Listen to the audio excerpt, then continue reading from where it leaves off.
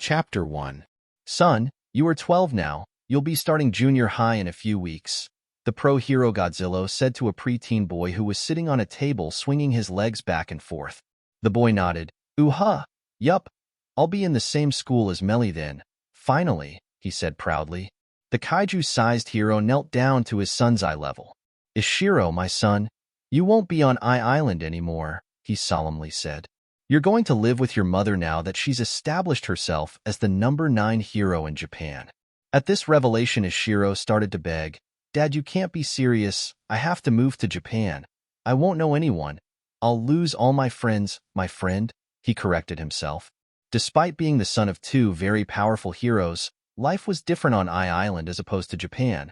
With crime rates being dramatically lower, the pay for heroes wasn't very much. They tended to act more like private security than heroes, and Godzilla rarely had much work of his own. Which is why Ishiro's mother, the pro-hero Ryukyu, had headed to her homeland of Japan where there was plenty of villains to capture. So, she was always able to send money back to make ends meet and ensure that their son's tuition was paid up for the prestigious schooling he was enrolled in. But there was a problem with that. Ishiro wasn't the smartest kid. He wasn't dumb. Not by much really, but Eye Island's standard for education was a few levels above where most other schools would be at the same time, and he struggled, constantly failing his assignments simply because he couldn't keep up with the rest of the class, all children of famous scientists and researchers, or they had quirks that enhanced intelligence. Ishiro, on the other hand, turned into a giant, super strong, fire-breathing monster like his parents. And unlike Japan or other places with high crime rates, powerful quirks aren't really that admired. There's the initial wow factor when they see him grow claws or roast something with his quirk, but then they realized he just isn't like the rest of them. He wasn't smart enough. As a result, his parents had hired him a tutor, and that's how he made his first and only friend, Melissa Shield, daughter of the famous inventor David Shield. The blonde girl was only a year older than him, but she was a genius, able to make sure that he learned the material even if it did take a few extra hours. She always made sure to keep things nice, slow and relaxed for Ishiro. He was smitten. She was everything his world revolved around: pedigree, grace, and intelligence. This meant that Ishiro always followed her around like a lost puppy. None of the other kids in his school seemed to care for his presence, though. The teachers felt he was a waste of time with how slowly he progressed through the material. In any other school he'd do reasonably well, but he was in an accelerated program without an engine. Well, Godzilla trailed off trying to find some silver lining to moving his son across the ocean. All Might works out of Japan. Oh yeah, Uncle Might, Ishiro said. The number 1 hero for a decade running, the longest streak ever held. All Might, the symbol of peace. Ishiro had been over at the Shields getting tutored when he was around 7 or 8 when the mighty hero walked in to see his old friend David. Melissa had quickly hopped out of her seat and cried out to him, Uncle Might, Uncle Might? It took a few tries to explain to Ishiro that All Might wasn't actually her uncle, but he sort of got it. It was an affectionate title, but to him family was important, and if Melissa thought he was close enough to be family, then he should as well, and over the years he would see All Might from time to time. He started to call him by that name as well. I guess, but what if Melly needs me? Or I need her? Ishiro muttered the last part. Son, you know I have excellent hearing, so don't think I didn't hear that little confession of yours, Godzilla chuckled. Dad, come on. I'm serious. She's, Ishiro stumbled, trying to find the right words. A beautiful and brilliant young lady, and you're worried that someone else is going to come along and take her from you. The father finished the sentence his son was struggling to say. Ishiro blushed and nodded. Plus, some of those other kids, he trailed off. They still picking on her for being quirkless, huh? The pro-hero folded his arms across his chest. Yeah, it's gone down a lot since she started helping Uncle David in the lab, but a few of them still say not nice things about her, Ishiro snarled, his teeth sharpening into fangs. Whoa, easy there, kiddo. The father firmly rested his massive hand on his son's head, pushing him down into the table. No need to go transforming here. But Dad, it's not right. She's this amazingly wonderful girl who is going to go on and change the world with her big, beautiful brain, and they just, why are you looking at the door? Ishiro paused as he noticed his dad wasn't staring at him anymore. He sniffed the air and caught a familiar scent of vanilla and strawberries. Ishiro closed his eyes. Please tell me she isn't standing in the room and didn't hear me say all that mushy stuff, he pleaded to his father. Melissa walked over to the oversized furniture and giggled as she pulled her friend into a tight hug. I think it's sweet of you to want to protect me from all the nasty people, Ishiro, she said as he went limp in her arms, completely defeated. And if it makes you feel any better, I noticed how all the others have treated you and me over the years, and let me make this clear, Melissa stated as she turned Ishiro's head to face hers. They don't compare to you at all. She gave a quick peck on his nose. Melly, my dad is right there, Ishiro whined. Good. He should know who's been holding your leash these past few years, she teased. Godzilla whistled. Leash's already son. Oh my, those instincts of yours really hit you hard. The father poked fun at his son's predicament. But Melissa, I'm gonna be gone for a while, Ishiro said sadly. Melissa stroked the younger boy's hair. I know, I'm going to miss you. But, she said firmly, I don't want you to get hung up. There are probably a ton of nice girls and boys in Japan that you can be friends with. At the very least, you'll have time to spend with your mother, and Uncle Might is over there too. So you have family, she comforted Ishiro, who silently sat next to her as she played with his hair. Family, that's it, Ishiro shouted as he jumped up. I can see if I have more family in Japan, then I won't be lonely, haha. Thanks, Melissa. Your brain does it again. He cheered as he fled the room, leaving his father and friend behind. He's really going to miss you, Godzilla said to the blonde girl who had tears forming in her eyes. Yeah, and he's going to find another girl who's going to take him from me, she sniffed as she rubbed her eyes. I just wish I had more time, she cried. Godzilla carefully drug one of his claws up her cheek. I know, sweetheart. It's hard to let go once you realize you have feelings, but I think in a few years he'll be able to come back. This is for the best. He struggled so much in elementary school. Even with, as he says, your big, beautiful brain helping him. Junior high here on the island would ruin him. Godzilla admits the bigger reason for sending his son away. He saw how depressed it made his son to always struggle in his classes because they were so advanced. Even getting help from amazingly brilliant people he still barely scraped by. Sending him to a smaller school with less prestige would do wonders because he'd finally be an average student instead of the worst performer. Melissa nodded in understanding. She had been the one to initially propose the idea to Ishiro's parents, as much as it hurt her to lose a true friend. He needed to be in a healthier environment, and this academically inclined one wasn't suited for him. I'll just go. Seeing him is just going to make this harder, Melissa quietly said as she hopped down from the table and walked towards the door. It's sliding open for her as she approached. Sweetheart, Godzilla called out to her. He's not going to forget about you, I promise. At an apartment complex in Mizudafu, a tall boy with blonde hair and sharp teeth knocks proudly on a brown door, and a much smaller boy with green hair and diamond-patterned freckles opens it, only to be pulled into a tight hug and lifted off the ground. Cousin, it's so nice to meet you, Ishiro said to a very confused Izuku. Chapter 2. Izuku Midoriya paused for a moment and began to think to himself, a strange boy has shown up at my apartment, said I was his cousin and is now hugging me. Do I need an adult? This decision was made for him as the boy dropped him, and because of his lack of balance and still being confused, Izuku instead fell on his bottom. Oh cousin, it's so good to see family again, Ishiro said proudly as he flashed his sharp fangs at the nervous boy on the ground. Oh, I always knew I had a bigger family. It's so great we'll be able to get to know each other and go do activities and hang out. Ishiro laughed at the adventures he would go on with his family. Imam, there's a strange boy at our door, Izuku called out as he picked himself off the floor and walked away. Ishiro stood in the doorway watching as another person slowly shuffled closer. She was about the same height as his cousin, just a little shorter. Her plump body and older-looking face could only mean one thing. Auntie, Ishiro shouted and rushed to hug the now very startled woman. I'm your nephew Ishiro Tatsuma, he introduced himself and swung the scared mother around in his embrace. All three people had found themselves in the living room seated. Inko kept Izuku next to her while the other boy had a feral grin on his face as he glanced around the room. So, your mother's grandfather was my husband's great-great-uncle. So that makes you? The mother trailed off as she waited for an explanation. I am your fourth cousin once removed. So that makes us? Ishiro pointed at Izuku. Fifth cousins? Izuku finished for him. Wow, so smart. Ishiro praised him and nodded. We're barely related then, Inko responded. Still family, though, Ishiro countered. Family is so important. Even if you don't have friends, you're never alone if you have family. Izuku's heart panged. He knew very intimately about not having friends, but his mother was always there for him. Could this new boy also be there for him?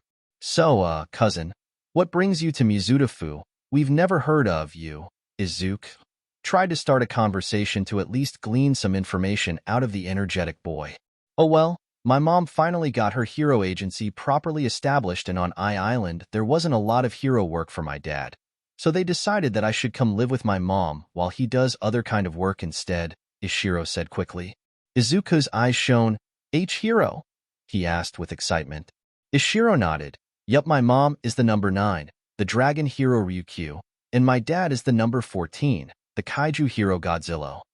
The boy said proudly. Wah! Izuku gasped as he scrambled to his room for his notebooks. While not his favorite heroes, those two were some of the rare ones that were much larger in size than others. Izuku slid back into the room with a smile and pencil at the ready. Tell me all about them. Inko smirked and left the two boys to talk with each other as she went to make some tea. He seems like a nice kid, though we're almost completely unrelated. I hope his mother at least knows where he is, she thought to herself. She came back a few minutes later carrying a platter. How do you like your tea, dear? She asked politely. Hot. I don't care much about the flavor. My quirk just likes hot things, Ishiro said. Izuku stood up in excitement. What is your quirk? Do you have your mom's or your dad's? Maybe a mixture. Oh, I bet you could do all kinds of things with either one of their powers. Ishiro nodded along. This happened sometimes when Melissa got really excited and he couldn't keep up. He only had to wait a minute before she settled down. So he did the same for Izuku. Yeah, it's a mix. I can grow into a giant, super strong, fire-breathing monster. I don't have wings like my mom, but I breathe fire like her though, instead of the atomic breath my dad has. Ishiro started listing all the different abilities he had, that he could keep increasing in size and strength up to 3 stages as he said, but it takes forever to build that much mass, so he usually doesn't need to get that big to win a fight. As Izuku was scribbling in his notebook, Ishiro asked his own question. So what's your quirk, cousin?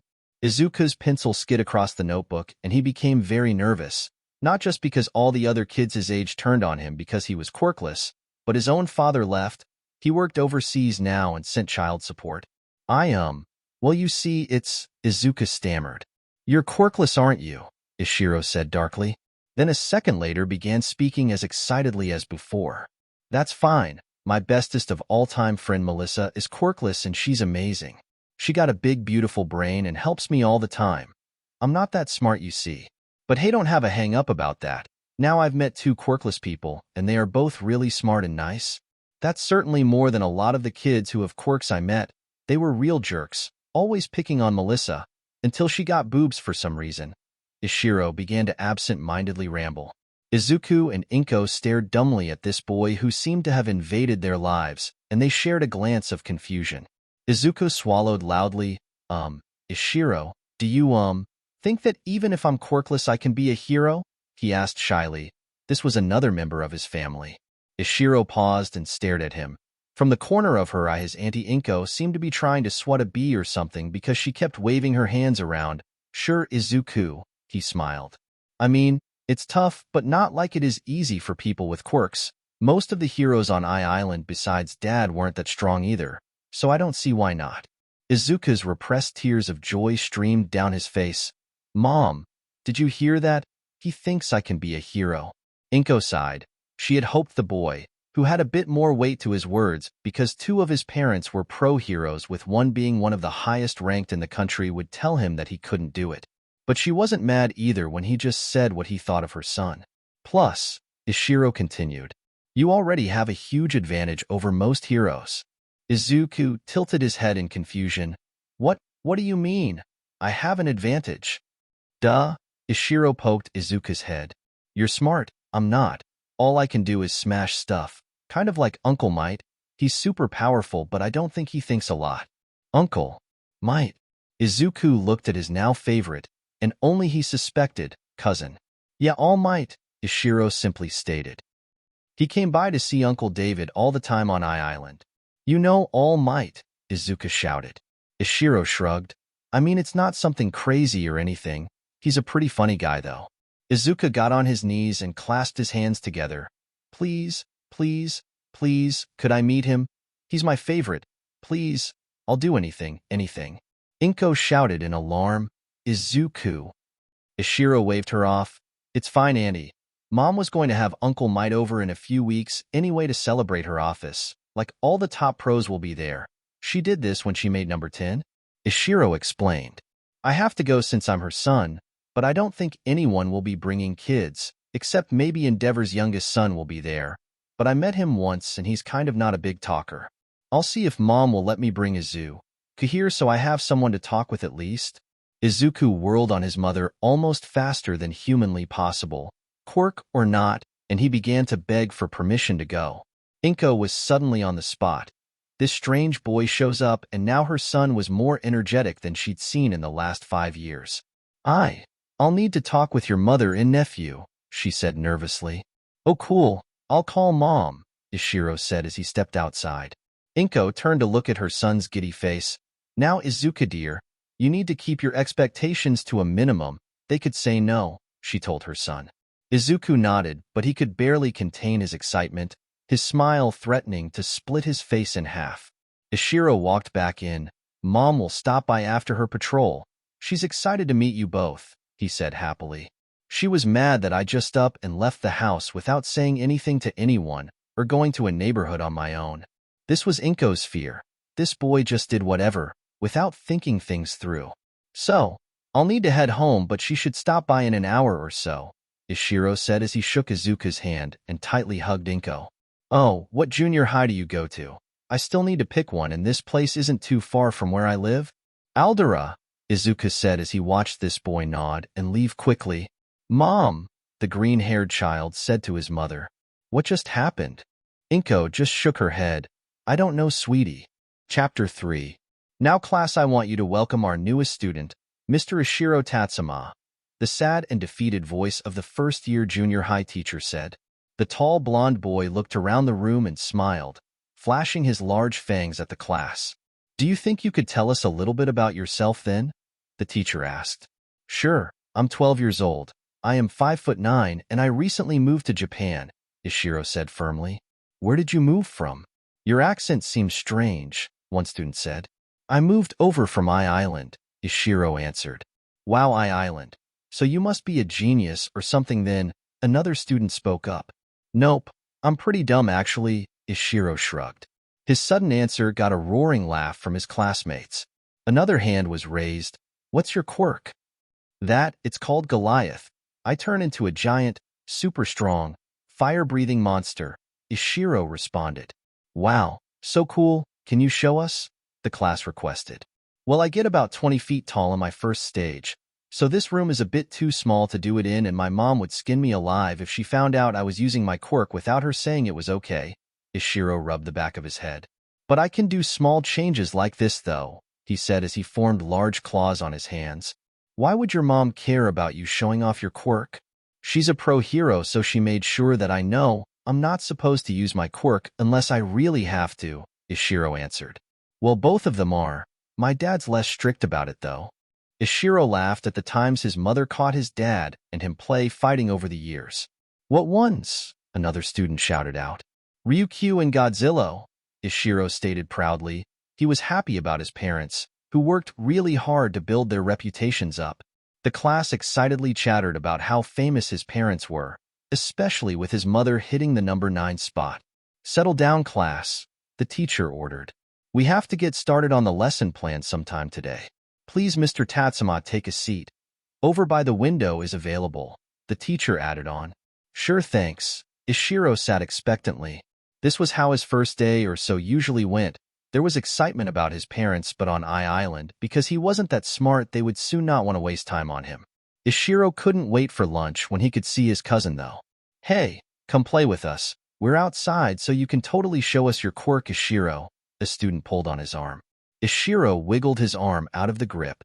Just a second, I want to wait for someone, he said as he watched the door, looking for his cousin. After about a minute, he looked at the students who were watching him. He opened his mouth to say something but paused and took a whiff of the air. Hey, does anyone else smell smoke? Ishiro asked. A few kids with more sensitive noses took a smell. Huh, yeah, I do smell smoke, a dog-faced boy agreed. Ishiro headed towards the smell. Well, get a teacher. Things don't just smoke for no reason. Something could be burning, he shouted to a student who ran off to find an adult. The other kids following him around the corner of the school. Worthless, quirkless loser. Think you can just jump back into making notes? Katsuki shouted as he landed a firm kick into Izuku's gut. The smaller green-haired boy laying on the ground groaned in pain. The pops and crackles of his quirk drowned out the approaching footsteps. However, the firm grip on his wrist did not go unnoticed. Who the fuck? Katsuki roared as he faced someone he hadn't met you. Ishiro glared and bared his fangs.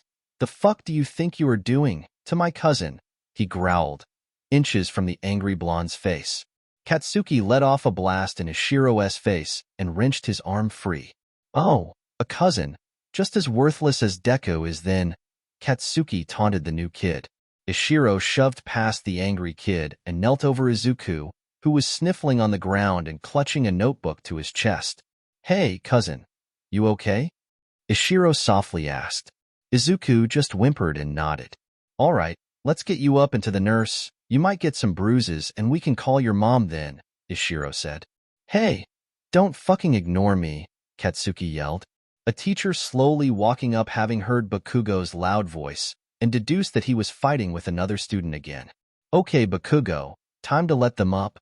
Ishiro covered Izuku with one arm and started to push his way past the other students, when Katsuki grabbed Izuku's side and yanked, causing him to yelp in pain and surprise. Katsuki did not see the backhanded fist coming towards his gut, but he did, however, see the shocked looks on everyone's faces as he soared backward through a window, shattering it and landing on a table in the school. The screams of the occupying class told the teacher this wasn't just going to be a simple clean-up. On your first day, I should have you expelled, the principal shouted at Ishiro. Bakugo sending a death glare as his mother sat next to him in the office waiting to see what punishment was dealt. She knew her son got in fights regularly, having to come down once a month because he may have gone a little further than necessary in a schoolyard brawl, but the general outcome was that both kids or more were all fighting and they each got their licks in, and that was usually that. But this time to come in and see her son wrapped in bandages and the other boy with not a scratch on him was alarming. Well, anything you have to say for yourself? Or do I just throw you out and let the pros deal with an arrogant child who's using his quirk to hurt others? The furious woman said. Ishiro clicked his tongue and took a sniff of the air. His mother was here. A graceful pink-skinned blonde woman walked in wearing her hero costume, a dark cheapao and her clawed headband hiding a scowl. Thank you, Mrs. Tatsuma, for coming on such short, the principal started to say. The dignified mother ignored the principal and looked down at her seated son. Boy, Ryuko said firmly to her son. Speak and tell no lies. She gave her instructions. I came from lunch today and was going to play with the other kids. I wanted to wait for Izuku so he could introduce me to his friends, Ishiro said quickly and firmly. Katsuki's snicker about Izuku having friends did not go unnoticed, but Ishiro continued. I smelled smoke coming from around the building, and a few other students whose quirks hold an enhanced sense of smell confirmed as well. I instructed one of the students to go inform a teacher in case a fire had broken out somewhere on the school grounds or nearby. The principal nodded. She was aware of what the teacher had told her, and this does fit somewhat with the events thus far. Why did you go towards a potential fire? Ryuko asked of her son. My natural resistance to high heat meant if someone needed to be rescued in an emergency, I would be cleared to use my quirk under the duty to rescue clause of unlicensed quirk use, Ishiro answered. The other three occupants of the room sat quietly as this strange boy listed off information that seemed to have been drilled into his head. And then what did you find? Ryuko interrogated further. Ishiro cleared his throat. I found this boy, Ishiro pointed at Bakugo, kicking Izuku while two others stood guard. Ishiro's tone filling with anger as he recalled the prior incident. Katsuki, Mitsuki shouted, interrupting Ishiro. Is this true? Were you fighting with little Izuku? T. Bakugo clicked his tongue and looked away. And the smoke? Ryuko asked. It would seem this boy has a weak quirk that causes mild explosions, Ishiro stated. Bakugo raged. I'll show you weak. His hands crackled and popped as he activated his quirk. Ryuko turned to face the two blondes. You will keep your son in line, or he will be coming with me for his quirk use. Do you understand? Mitsuki stood up to face the dragon mother. And who are you to threaten my son? She shouted back. I am a licensed professional hero, the dragon hero, Ryukyu, she said as bared her fangs. Even if another hero has to take over to erase any sense of bias, I will have to report your son's quirk use, and a full investigation will be done as a family member of a pro was involved, to clear any person of conflict of interest.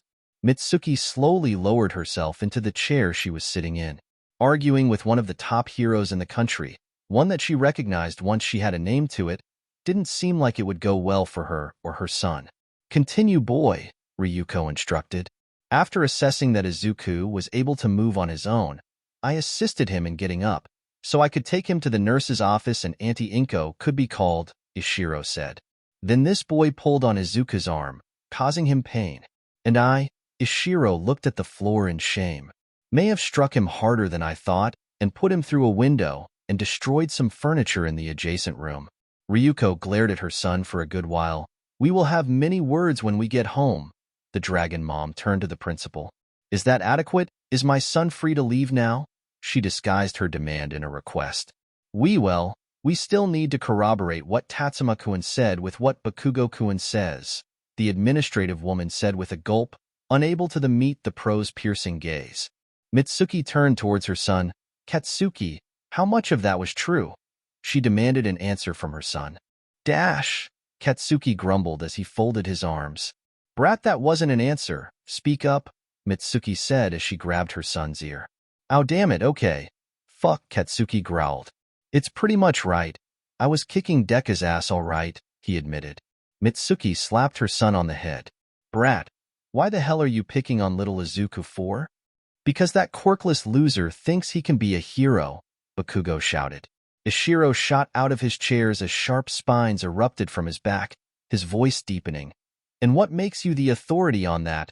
Huh, Ishiro shouted. His sudden shift in size and demeanor scaring back everyone, except his mother, who didn't even flinch.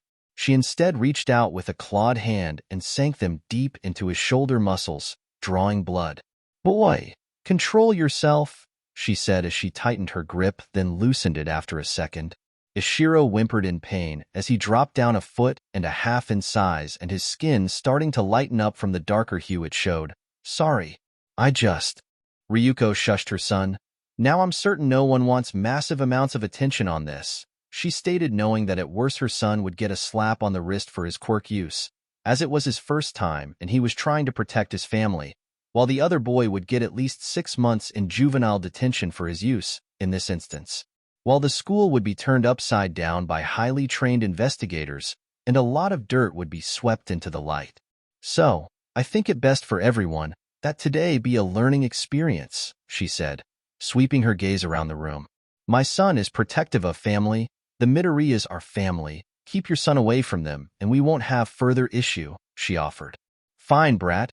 You leave Izuku alone, unless he tries to talk to you, Mitsuki ordered her irate son. Don't go picking fights anymore, you hear me? Yes, Hag, Katsuki spat. What was that? Mitsuki raised her hand.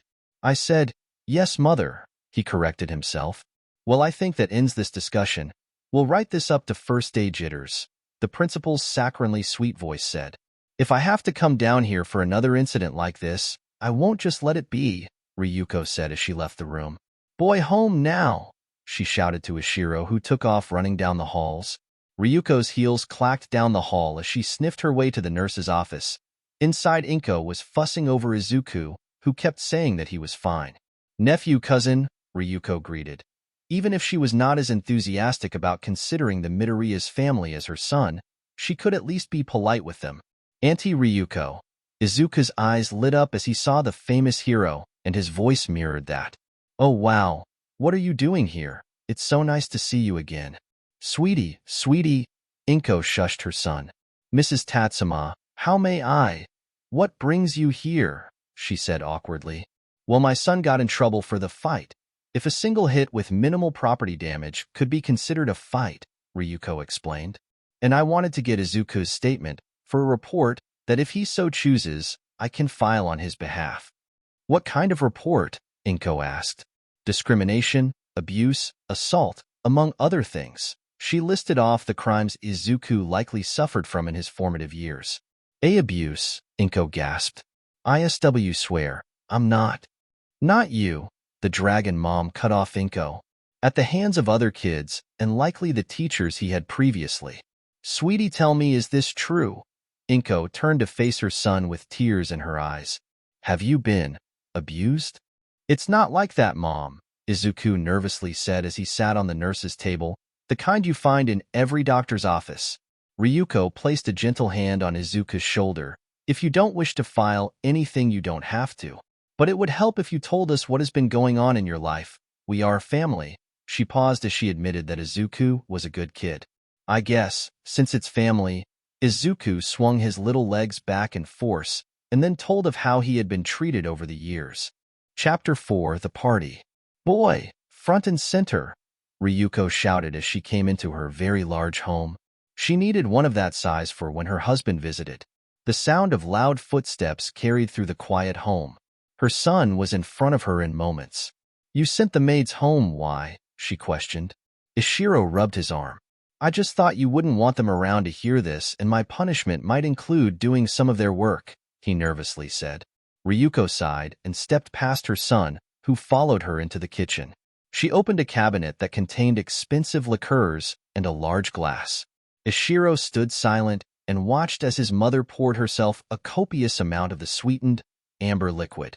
Your punishment, she eyed Ishiro. Protect your cousin.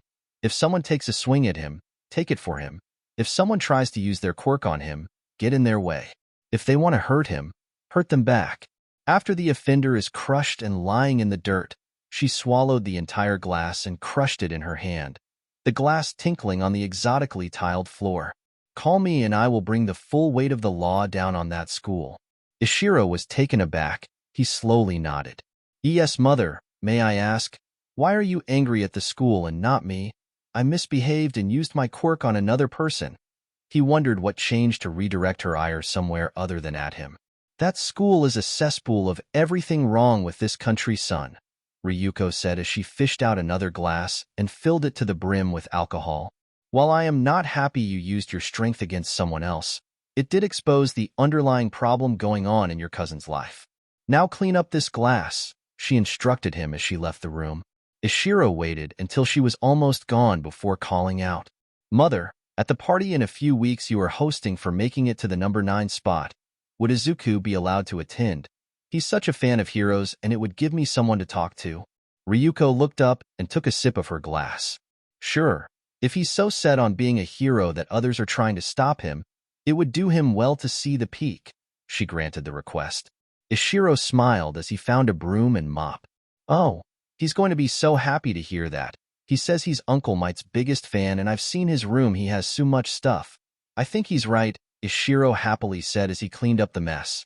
The next day of classes was strange for the students not in the know. There was a thick tension in the air as the teachers tread lightly around Ishiro, be it because of the power of his own quirk, his heritage, or the threat his mother left dangling over the school. Classes were now much stricter on controlling quirk usage. For Izuku, everything was different. He had gotten into class that morning as he always did. Before his teacher could even start the lesson, she was called into the principal's office. A half an hour later came back to rowdy students who were all busy chatting or using their quirks without supervision, all except Izuku, who didn't have one, and Bakugo, who refused to make eye contact with anyone as he slouched in his desk. Class settled down due to an incident, she said as she looked at Bakugo. The principal is requiring that we, the teachers, curb your use of your quirks in school, she said to protest from the students. This is non-negotiable, the teacher firmly said.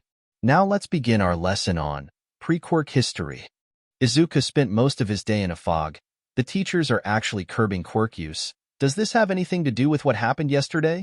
He wondered as he sat at his desk and ate his lunch. a larger body that his own sat in a chair across for him as he was stuck in his own thoughts. "Hey Izuku." Ishiro smiled at his cousin, his voice startling Izuku from his musings. "Oh, hey Ishiro," Izuku stammered as he picked at his lunch. Ishiro continued smiling at Izuku. "I got some good news for you," he sing-songed. "Mom said you can come to the party she's throwing," he said excitedly. Izuku jerked his head up quickly, his eyes wide with joy. "Really?" he shouted, drawing the stares of everyone in the room. "I can come to the hero party?" he asked, as if this was all an elaborate prank. Ishiro nodded. "Yeah, it's going to be great. You're going to get to meet every hero in the top 10, he responded with as much excitement as his green-haired cousin was. A few nearby students heard this and inserted themselves into the conversation. "Wait, Deku is going to meet a bunch of heroes," sneered a classmate. "What does he have, a terminal case of loser?" the bully continued as others laughed. Izuku looked down at his food once again in shame. Ishiro stood up from his chair and bared his fangs. "No, he's my cousin, and that's why he's getting invited to hang out with me at the party my mom is throwing since she made number 9. Ishiro stepped forward and snarled. "And his name is Izuku, not Deku." A sharpened claw poked the other student in the chest. Ishiro turned away from the other students and sat back with Izuku to help him prepare for going. He told him what he was expected to dress like, which was a semi-formal. What took the next few days was convincing him to bring some of his hero journals. "Come on, even if you aren't planning to show off your notes, you could at least get their autographs," Ishiro pleaded.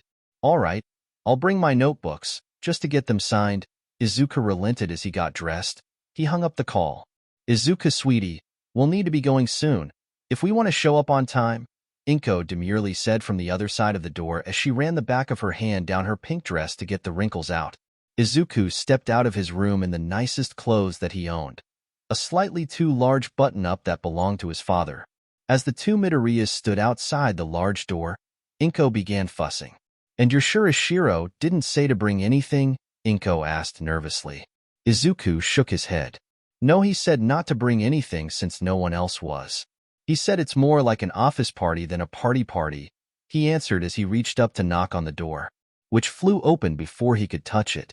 "Cousin Auntie, you made it!" Ishiro shouted happily as he pulled them both inside to the domicile. "I'm so happy to see you here." Izuku and Inko stood nervously as suddenly they felt many sets of eyes on them. Izuku's body began shaking ever so slightly. "Sweetie, are you okay?" Inko asked, worried about her son having a panic attack. "So many heroes," Izuku gasped out, his body filling with excitement about even being in the same room as them. "Great, let's get you introduced," Ishiro again dragging the Midoriyas around. "Hey little monster," Miruko smirked as she sipped her drink.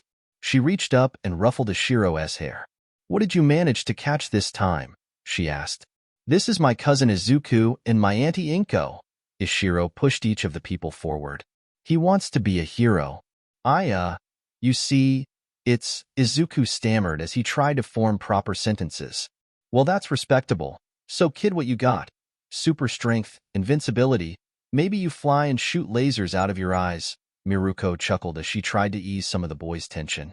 "Imakano tessa Baltharosen to think you have arealical quirkon, could you please Simonota book?" Izuku said as fast as he could before taking huge gulps of air. "Geez kid, ease up. You'll die of old age before you're 20 if you stress out like that," Miruko joked. Her enhanced hearing allowed her to easily decipher what he had said. "But sure, I'll give you an autograph. Let me see your book." She extended her hand.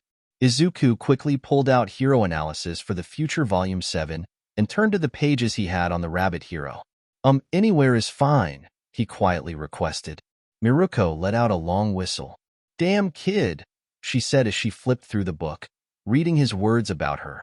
"Wow, I only just figured out I could do this, like, last year," she quickly reread. "I don't think I could do that, but I never thought to try." She read a small part on some possible uses of her quirk. "Hey everyone," Miruko shouted, drawing everyone's attention. "Come check this out." "What do you have there, Hops?" Hawk said as he came over with the rest of the pros. "This kid is wicked smart," Rumi said as she pointed to her notes. "See what he's got written down about me." Yoroi Musha took the book from her.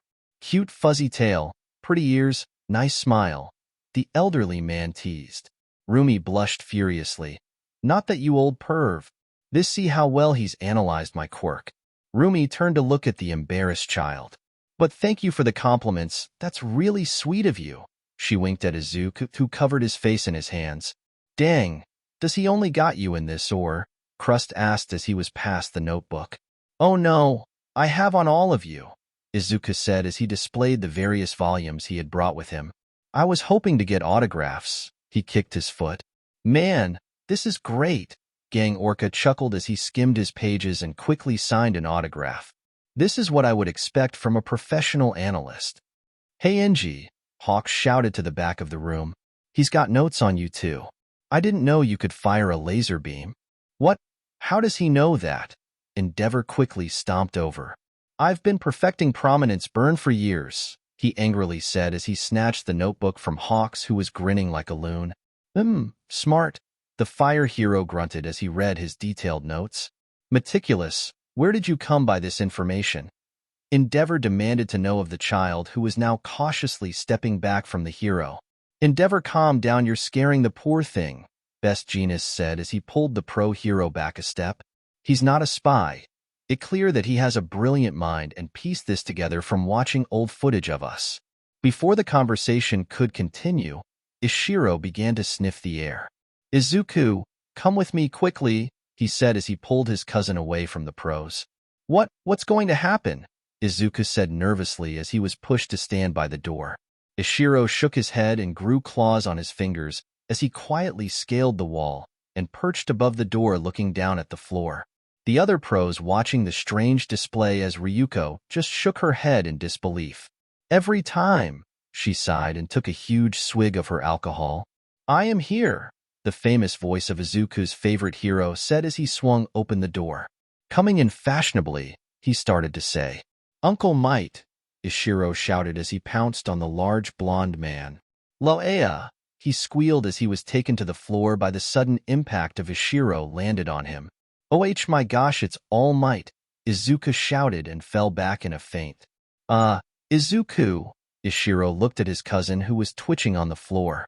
Oops, he shrugged as he got off All Might's back and walked over to the unconscious boy. Probably should have warned him. All Might getting off the ground to look at the child with him. Inko pushed through the crowd and saw her son on the ground with Ishiro and All Might staring down at him. She joined the Not Awake Club shortly after. Double oops, Ishiro hissed. I'm in trouble for that, aren't I? He asked with a grin at his mother, who simply glared at him. Yup, I'm grounded. Izuku's eyes fluttered open, and he found himself staring at the ceiling. Oh wow, what happened? I dreamt I saw All Might and then my cousin attacked him. Finally, we had Sundays, he groggily said as he sat up. Well, 2/3 of that is true, All Might loudly said. We'll see about the last part, he smiled. Oh gosh, All Might, your begestfin. I've wanted to meet Ausen Sisuir video when a wash forn to save those people. From the burning building, Izuku started to speak rapidly.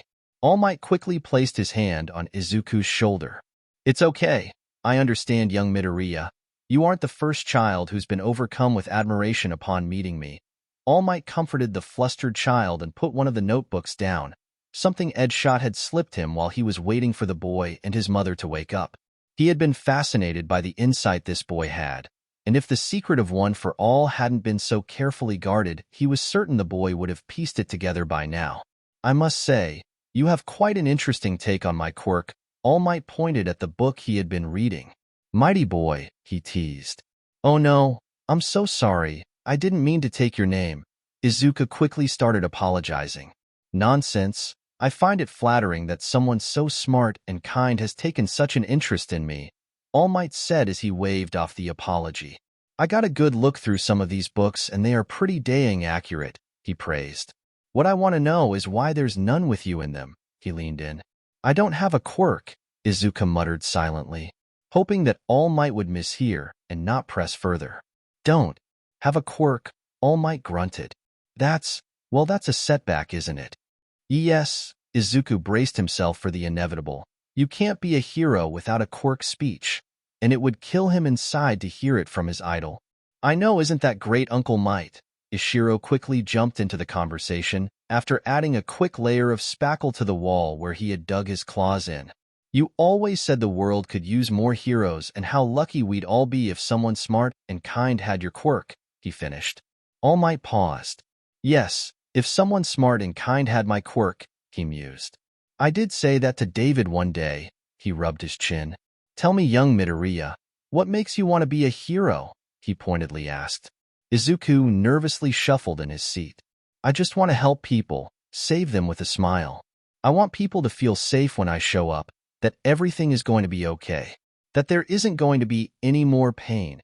Izuku confessed to his idol. You know you can't save everyone. All Might lobbed the notion at the young man. Izuku quickly straightened up. But a real hero will never stop trying, he fired back. You're goddamn right they won't. All Might nodded. I found it, the perfect successor. Ishiro reached over the back of the couch and plucked Izuku off the cushion. Well, this is great, but I should introduce him to Endeavor's son. He quickly absconded with the confused green-haired boy. And let you explain to Auntie Inko what happened. Good luck, he shouted as he turned the corner. What? All Might quirked an eyebrow before the hairs on the back of his neck stood up. Where is my son? Inko hissed as she shot out of the chair she had been placed in. Son of a bitch. All Might mentally swore as he realized what he had been tasked to do. And this bundle of sunshine is, Ishiro said as he pushed Izuku towards an boy his age who was standing off in a corner, not engaging anyone. Ishiro waited for Shoto to introduce himself, but the three boys just stared at each other awkwardly. Endeavor's son, yay, he quietly cheered. Hi, I'm Izuku Midoriya. Izuku introduced himself as he stretched out his hand to the other boy. Todoroki's only response was a grunt of annoyance. Come on, Todoroki-kun. Ishiro whined. He's my cousin. The least you could do is shake his hand. Cousin? Todoroki's eyes widened. He called All Might his uncle. This boy is his cousin? Todoroki grasped Izuku's hand and gave it a shake as he analyzed the features of the boy in front of him. He doesn't share many of the same looks as him, but he could take after his mother more. Man of many words, Ishiro proudly said. What's your quirk? Is it fire, like you fathers? Izuku asked, trying to break the ice. Kids love talking about their quirks. Hot and cold, Todoroki quickly answered. Oh, that's cool, Izuku said cheerfully. So you get your ice powers from your mother? Is she a pro hero too? He inquired. There isn't a lot of information on the personal life of Endeavor, and it's known that he's married, but not much about the wife. No, she's... Todoroki paused to find the right words. Unwell, he distracted. Oh, I'm sorry to hear that. Izuku muttered an apology. I hope she gets well soon. Me too, Todoroki nodded and took a sip from his drink. Punch was served for the three of them, seeing as they weren't of drinking age for a long time to come. So I, noticed that there aren't a lot of children here. Izuku again tried to start a conversation. Yeah, most heroes are too busy with their jobs. Ishiro kept it going so that it wouldn't die in the awkward void of waiting for Todoroki to engage. The last few parties he had gone to had been pretty bland since the only other person his age didn't want to talk to him. Or maybe they'd be shitty parents, Todoroki griped as he glared at his father from across the room. Oof, always with the anger at your dad. Ishiro shook his head. You know, if you told someone, maybe you'd feel better. Ishiro offered some advice. Todoroki softly growled. I talk with Dad about anything, even the stuff I'm embarrassed too, like girls and stuff. He continued, not noticing the growing danger as Todoroki clenched his fist. Ishiro, Izuku said as he backed away from the two of them. Maybe you should. But that's because I trust my dad to always have my best interest, and that he'd never do anything to hurt me. Ishiro spoke, undeterred by the words of caution being sent his way. Small shards of ice began to form on Todoroki's right hand as the contents of his cup began to boil. Cousin, maybe not talk about your dad right now. Izuku quickly started to look for a nearby pro to hopefully defuse the situation. It's fine, Izuku. Ishiro waved off the concern. I'm sure that whatever problem you have with your father, if you just talk to him, he'll help you because he loves you. Ishiro suddenly stopped as he felt a strange sensation he'd never felt before. Lack of arm. He raised the severed limb up. Ha! he muttered before collapsing against the glacier that had suddenly appeared in the room. The party was quickly ended as Endeavor took his son home. While the other heroes quickly tried to dress Ishiro's wounds, the young boy simply waving off the attempts to help him and told his mother he'd be in the basement for a while, trudging off and leaving a long trail of blood behind him as he slowly made his way across the room to a heavy wooden door disappearing below the house. Ryuko thanked the other pros for showing up at the party and that she would make sure to see to her son's health. All Might stood awkwardly at the gate surrounding Ryuko's home, hoping to have a quick conversation with the young boy who had impressed him that day. When he saw the two green-haired attendees walking down the path, he sprang into action. Quickly blocking the sidewalk, Inko shrieked in fright at All Might's sudden appearance. Izuku managed to jump a foot in the air in surprise. "Sorry about that," All Might quickly apologized. "But if possible, could I speak with young Midoriya for a moment?" All Might requested of the mother, who was busy fanning her face to cool herself down. Inko nodded at the request and watched as Izuku walked a few feet away with his idol. "Young Midoriya, I know you said that you would like to be a hero, above all else," All Might clarified. Izuku nodded furiously. "Ever since I was a kid," he answered. "Well, you're at a distinct disadvantage due to your quirkless situation." But All Might cut of the boy who was opening his mouth.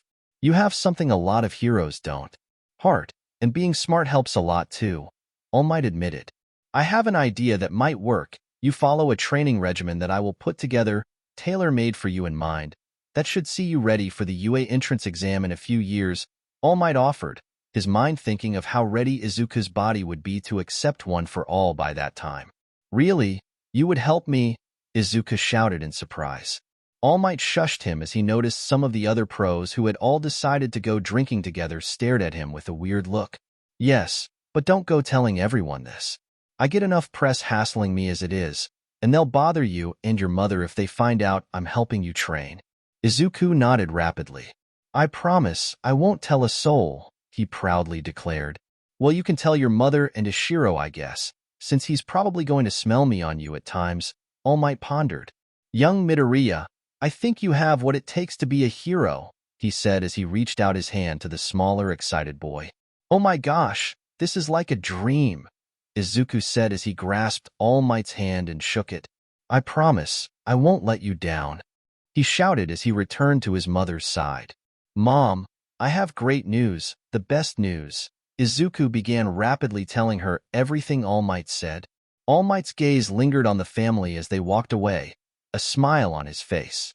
"Damn, All Might," Hawks landed next to him. "I didn't know you were a chubby chaser," he teased as he followed All Might's sight lines to Inko's generous backside. "Extra thick," All Might corrected the young man. Author's notes: this story is pretty easy to write. Not a lot of changes so far to canon, but I feel like I set things up well and make the characters feel correct. Review. Ichigo Oga, she's strict because she is a traditionally raised Japanese woman. She has certain expectations for the way her child behaves. Ishiro takes after his father in a lot of regards, being that Godzilla is an American, my headcanon, because I want to be Godzilla, and I think there's something fun about an American having his powers. She loves her family very much, but does not want her son to be too rowdy and disruptive. Chapter 5. The following weeks for Izuku were absolute torture, and he loved every moment of it. He rose early in the morning to begin a long jog before heading to school. His diet completely changed. Instead of eating just whatever him or his mother had decided to make, their meals were carefully planned, and at times Inko would join him for exercises. At Izuku's age, a lot of his training was working on his cardio and flexibility, which was explained as a way to keep him going in fights and how to properly move. Over the time, Izuku noticed he lost most of his baby fat, which he was proud of. After the hero party, he saw his cousin come in with a missing arm, and everyone had a bit of a panic over it. But he mentioned that he just needs time to regrow it, as both his mother and father have a form of regeneration, and he inherited one as well with his quirk. So massive trauma just takes a bit of time before he's back at 100%. By the end of the week, he was good as new, but did complain that he liked the old arm better. Bakugo stayed away from him. Even when group projects were assigned, he was never put in a group with his former friend. So school, while still kind of lonely as the old stigmas remained, was drastically improved without being bullied any longer.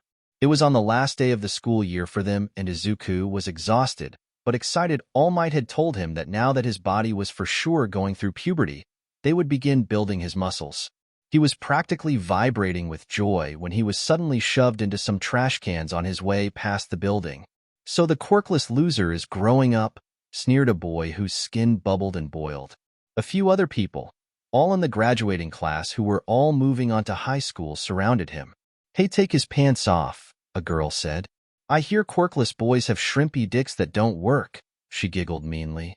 Please, I don't want to do this," Izuku said as he pushed himself backwards, giving him some distance. "Ah, look, the little shit's begging. Think he'll piss his pants when we use our quirks. He's the reason they changed the rules. Just because he's worthless and can't do anything, the rest of us have to hold ourselves back." "You want to know what I think?" Ishiro darkly said as he walked up behind the group. "I think you should walk away now before you get hurt." "Oh, really?" The girl turned around. "Hey, I know you. You're that kid who says his parents are pros. So what, you think you can order us around just because your mom and pops will let you get away with it?" Ishiro chuckled as he managed to get himself between the bullies and his cousin. "No, I'm saying that because if you don't, I'm going to hurt you all, a whole lot," he warned. "Yeah, well, eat boiling blood, loser," the first boy said as scalding hot blood shot out of the space between his knuckles. Ishiro smirked and started to accumulate mass as the liquid splashed against his shirt, which began to smoke and then tear from stretching as the blood sizzled against his leathery skin. A mile away, heroes heard the terrible roar of a monster and froze before scrambling towards the origin point. When they arrived, they found a 20-foot, fire-breathing lizard, scorching the ground while 3 teenagers screamed in terror as they tried to find an escape route that wasn't cut off each time they tried to flee. The creature they were wrestling with was having no problem shrugging their attacks off, and they physically couldn't wrangle it down to subdue it. They had managed to get the children away from Monster when a loud voice made them grin. "I am here," All Might shouted. "To dispense, Ishiro. What are you doing?" "Do I have to call your mother?" the blonde said angrily to the monster, who froze as the hero tore strips into him. The monster slowly shrunk down into the size of a human as Ishiro hung his head in shame. "Sorry, Uncle Might," Ishiro apologized. "Don't apologize to me," All Might said firmly. "I'm not the kids you scared or the heroes whose day you disrupted." Ishiro turned and bowed to the heroes who were standing in shock as they watched the conversation transpire. "I'm really sorry. I let my temper get the best of me." "Now tell me what happened," All Might asked. Ishiro looked at the ground and scuffed his bare foot at the dirt. "Well, these other kids were picking on my cousin, and they threatened to use their quirks on him, and I just wanted to help him." "Him," All Might said as he pulled out his phone. "First, I'm calling your mother. Second, I'm calling Izuku's mother. They are going to meet us at the police station, young man." Ishiro sat nervously in the chair seated next to his mother, cousin, and aunt, while All Might stood behind them all as the police chief sighed. "Tell me again what happened," he said as he took a sip from his coffee before shrugging and pulling out a bottle of bourbon and adding a splash to his drink. "What? Today is going to be a nightmare of paperwork. I'm just preparing for all of this to hit the fan," he said bluntly as he noticed the looks he received. Sir, I was going to walk home," Izuku nervously started to say. "Then the other kids were going to, beat me up," he squeaked out. All Might laid a large hand on Izuku's shoulder. "It's okay, young Midoriya. You aren't in trouble. You can tell us what was happening," he said calmingly. "Well, they wanted to, test their quirks on me, because I don't have one, and the girl said they should steal my pants. Then my cousin got between us, and they started shouted. Then the other boy used his quirk, which shot out some steaming liquid, and Ishiro used his quirk, and then everything got very loud and hot," Izuku quirkily blurted out before sucking in a deep breath. Sir," he finished awkwardly. The police chief nodded his head and hummed. "And you, Mr. Tatsuma, in your words, tell us what happened." "Well," Ishiro nodded. "These older kids had my cousin against the wall, so I went over there. Then they started threatening us. I told them to back off or they would get hurt. They took umbrage to that. So one boy used his quirk. It tickled and I used mine. I was stronger. I sort of, maybe attracted the attention of all the heroes in the area and disturbed the peace. My bad." Ishiro weakly apologized. He winced when his mother smacked him upside the head. "I said put them in the ground, not do something out of those movies your father loves so much." Ryuko scolded her son. Wait, you told him to attack other, the police chief said in disbelief. No, I told him that if other people wanted to use their quirks to hurt his cousin, then he should use overwhelming force to stop them, Ryuko corrected the officer. Seems that the school has a bigger problem and I have been waiting to turn this in, she said as she passed a folder over to the chief. This is a formally written complaint under Child Care and Prevention Act of 2183 that allows me as a pro-hero to file a report on child abuse in place of a guardian. This information was given to me in person by Izuku Midoriya about his mistreatment he has been receiving at that atrocious school. The police chief put his head in his hands. I had been planning to give all the children a slap on the wrist. Why are you dropping this on me now? He pleaded with the hero. Ryuko grinned ferally. Because no one messes with my family and just gets a slap on the wrist. We take the whole arm. The police chief downed his entire mug. Great, real fucking great. He swore as he picked up his phone. Since All Might is now involved too, I have to get the freaking Prime Minister involved. The resulting investigation turned into a shitstorm of epic proportions. First of all, the bully's parents didn't want to let things go, so they sued the Tatsuma family personally, which anything involving a top 10 pro was scandalous news. However, the lawyer hired by Ryuko, a Mrs. Baru Ajui who tore through inexperienced lawyers like paper, turned the entire event back on the bullies. As those families had hired cheap lawyers who thought they could try to get a fat and quiet settlement, were unprepared for the deluge of motions that were put forth and the exculpatory evidence unearthed about their clients' behaviors. This meant that the minor hero schools they had been accepted to had decided to reject them outright to avoid any person scrutinizing their policies. The school Izuku went to, however, could not avoid the spotlight, simply because All Might had gotten involved and anything to do with the number one was headline news. I just happened to be in the area, All Might said to the questioning reporters. Sir, what about reports that one of the persons involved refers to you as his uncle and that another child is his cousin? He was asked as the reporters were looking for any hint of a scandal they could use. Those comments were taken out of context, All Might said as a means to placate the reporters, which did nothing to appease the masses. As a result, with independent investigators under the direct orders of the Prime Minister, there was no amount of bribery that would buy off people who interviewed student and staff. Across the country, however, schools and universities were quietly holding meetings and changing policies to get ahead of the situation should the media decide to question how their facilities compared to what was being called the nightmare school. Izuku was just thankful that with all the attention on the schools and pros, that he went relatively unaccosted in his day-to-day life. And it all came around over the break between years, which benefited as during the shutdown the students' educations weren't affected. But when classes resumed, Izuku was shocked at how much things had changed. Practically all of his teachers were different, the administration was booted out and now ran by a government board to ensure compliance with new standards before any principal would be chosen. However, something that was different was a provisional license his middle school was granted on a test basis. The school would be, under the direct supervision of a government official, have a class where students would be able to use and practice their quirks for a few hours a week.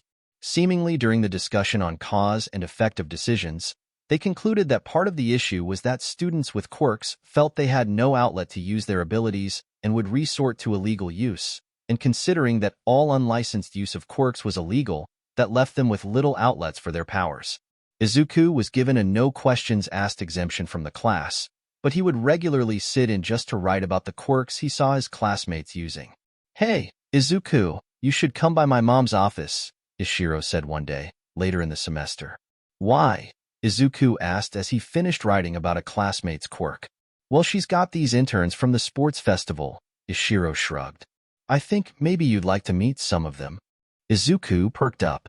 "Would I? That would be amazing, Ishiro," Izuku shouted happily as he thought about all the cool quirks he would get to see. "Great, we'll head there right after school," Ishiro proudly said before running back to his classroom. Izuku was no longer allowed to walk home from school alone. He was either taken home by his mother, his aunt, or his cousin, which was fine. He wasn't picked on after classes ended any longer, especially after everyone got to see Ishiro use his quirk during the allowed time. It sort of became a game where the others would use their quirks to see if they could bring him down, which currently he was undefeated as most didn't have the power to even scratch his leathery skin when in his first stage, and his immense strength and mass meant no one in the class could physically wrangle him. The government official was very interested in his quirk, and it was assumed he would receive a recommendation slot to UA in a couple of years. The walk to Ryukyu's hero agency took longer than normal as it was further into the city than either Ishiro or Izuku's home. It's going to be so fun. They have all this equipment and Mom doesn't even get mad if I use my quirk to practice with it. I just have to be careful not to squish anybody else, Ishiro explained as he walked backwards through the large sliding glass doors. Good afternoon, Ms. Ito. Ishiro greeted the reception. Welcome back, Mr. Tatsuma. And who is this with you? She kindly asked, to ensure that he wasn't just followed into the building without noticing. Ishiro smiled. This is my cousin Izuku Midoriya. We're here to see Mom and the interns and maybe mess around with some stuff today, he said, giving his reason for showing up unannounced. That's very nice, Mr. Tatsuma. I will call your mother to let her know you are here, Ms. Ito said as she picked up a phone to dial the head office. Izuku was shoved through the lobby past all the workers and sidekicks. Come on, hurry up, Ishiro impatiently said as he pushed his cousin to the elevator. A few minutes later, Ishiro was getting scolded by his mother for being too eager with the doors. No matter how many times I tell you, it's push not pull, she sighed as she now had to have the door put back on new hinges.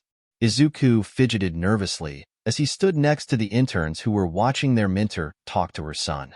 Hello, I'm Izuku Midoriya, he quietly said as he introduced himself. Most of the interns didn't acknowledge him except for this girl who was about his height with periwinkle hair. She just stared at his with wide eyes.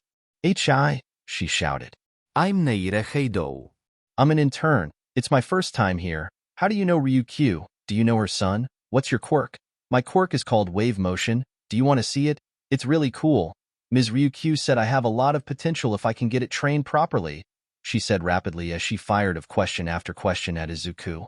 When she finally stopped to take a breath, Izuku replied. She's sort of my aunt. Ishiro is my fifth cousin. I'm quirkless. That's cool. Of course I want to see it. I bet you do have a lot of potential. I wear size 9s. I'm a second year in middle school and my favorite food is katsudon, Izuku replied as he too paused to take a breath. Oh my god, you're so cute. Nijire squealed as she hugged Izuku. No one's ever bothered to answer all of my questions before. Sad about being quirkless though. What are your dreams since you don't have one? I wouldn't know since I'm in UA, she spoke quickly again. Oh well, I want to be hero even if I don't have a quirk, since there aren't any rules about it, Izuku answered. That's so cool, Nijire cried out. Where are you planning to go? Shiketsu, Ketsubutsu, CI, she teased. UA, Izuku quickly said as he blushed when she accused him of wanting to go to the all-girl heroine school. Ugh, Izuku, Ishiro interrupted. You two have been talking to each other for an hour. Let's go to the training room. It's where everyone else went. Wait, what, an hour? Izuku shouted as he looked at his watch, and he did indeed spend the last hour or so talking with the pretty teen. Dang, I never get to talk to people that long, Nijire whistled in disbelief. Most of them get annoyed and walk away, or just wait for me to stop talking and leave. That's so mean. Why would they do that? Izuku gasped in horror. Because they think I'm annoying, she admitted. I kind of am. I'm just so excited about everything and want to ask questions, and that seems to get on people's nerves. I would never do that, Izuku grumbled, disheartened at the idea that such a nice girl wouldn't have legions of people all wanting to talk to her for hours. You're really easy to talk to. Hey, Heido, Izuku, stop flirting and get to exercising, Ryuko shouted across the room. We aren't flirting, Izuku denied, hoping that Nijire doesn't slap him for coming onto her mistakenly. I mean, I kind of was, Nijire shrugged as she ran over to Ryuko. So who am I sparring with today? She asked. Ishiro, get over here, Ryuko shouted. Help Nijire train. If she touches the ground, hit her. Otherwise, without breathing fire or throwing things, get her to land. Ishiro saluted before rapidly growing in size. A deep, low, rumbling sound vibrated the glass in the room. Nijire gulped as she stared up at her opponent. Ma'am, are you sure about this? She asked nervously. I mean, what if I hurt him? She tried to make an excuse not to fight the giant monster. I'm not worried about him. He'll regenerate any damage you do. I'd be more worried about what he's going to do to you. Ryuko laughed as she walked away to instruct the other interns. Nijire gulped as she prepared to launch herself off the ground. Once she did, the giant monster eyed how far she was from the ground. Ha! Too big to get to me. Holy crap! She screamed as Ishiro launched himself off the ground and tackled her out of the air. He can fly too, she lamented as Ishiro pinned her to mat. No, he just jumps good, Izuku shouted. Because he can't change direction, he relies heavily on the initial burst of speed that people don't expect from someone his size, he coached from the sidelines. So either back up as he loses his momentum, or quickly maneuver out of the path of travel since he's stuck going only one way. Got it, thanks, Nijire said as she dusted herself off. Izuku blinked in surprise. Someone with a quirk took his advice, as he watched her put into practice trying to keep all 4 of her limbs, fueling her quirk as she tried to adjust the power needed to evade. While it wasn't very effective, she wasn't being caught out of the air as quickly. Gah, this is so hard, Nijire huffed as she stood up from being knocked down for the 10th time in a row. Any other ideas? She shouted. Oh, well, Izuku said as he quickly crossed the room. Ishiro lay flat on the mats, swishing his tail in anticipation to catch the teenager again. I think if you used your feet at a constant level to stabilize, then uses your hands to increase power for thrust and maneuvering, you could get bursts of speed that would help you do quick dodges, and if you aim it directly at him, the force will mess with his trajectory and provide a bit of distance if not outright push him back to the ground, he said as he turned his notebook to Ishiro's page. I think that will work since he's only in his first stage, and his mass is at its smallest right now. Geez, he gets bigger, Nijire whined. That's not fair, as she imagined an even larger, meaner version of the creature that was patiently watching the couple, baring foot-long fangs and a manic grin. She shivered in fright at the idea this was at its most cuddly. Okay, I think I got a plan, thanks Midoriya, she smiled as she stretched. I'm gonna dodge you this time, big guy, she shouted as she lifted off the ground. Izuku quickly ran out of the way so he didn't get trampled, and watched as Ishiro lined up his jump at the much smaller teen, before leaping towards her. Nijire raised both her hands and fired full blast into his chest, rocketing her across the field. The force was enough to halt Ishiro's momentum and make him drop to the floor. Nijire began tilting her ankles and spreading out her hands to maintain balance. Ahahaha, this is so much easier, she cheered as she flittered about like a dancer. Oh, it's like ice skating, she laughed as she flew around the room. That's great, Hato-chan. Izuku clapped with a smile on his face before he turned to shock. Look out. Nijire didn't even have time to process the words before she was slammed into the mat. But I dodged you, she whined. Yeah, and I was told to knock you down. Didn't mean I was going to stop if I missed once, Ishiro said as he shrunk down to his normal size, only his boxers protecting his modesty. He smirked before Nijire blasted him point blank, knocking him across the room. I'm okay, he shouted from under a pile of training equipment. Oh, Midoriya, that was awesome. Nijire smiled at Izuku, who rushed over to check on her. She hopped off the floor, happy as could be. Did you see that? I totally got him. She jumped around. Hey, if you're done playing around, come spar with Iron Tooth, Ryuko shouted. You 3, team up, try and subdue my son. Ishiro, crush them. The pro hero mom smirked as his son exploded out of the equipment, already gaining mass. The 3 interns shared a nervous glance as Ishiro barreled towards them. Nijire shuffled in place before turning around and kissing Izuku on the cheek. For being so darn helpful and cute, she giggled as she skipped away to go spar with Iron Tooth. Izuku's face turned bright red as he felt his blood rush to his head. A soft chuckle next to him let him know that his Aunt Ryuko was standing next to him. She likes you, kid, Ryuko told him. She reached over and ruffled his hair. I don't. She doesn't, Izuku stammered. I mean, it's just a kiss. I mean, it wasn't anything. Breathe. Seriously. I'm teasing, Ryuko said as she patted his head.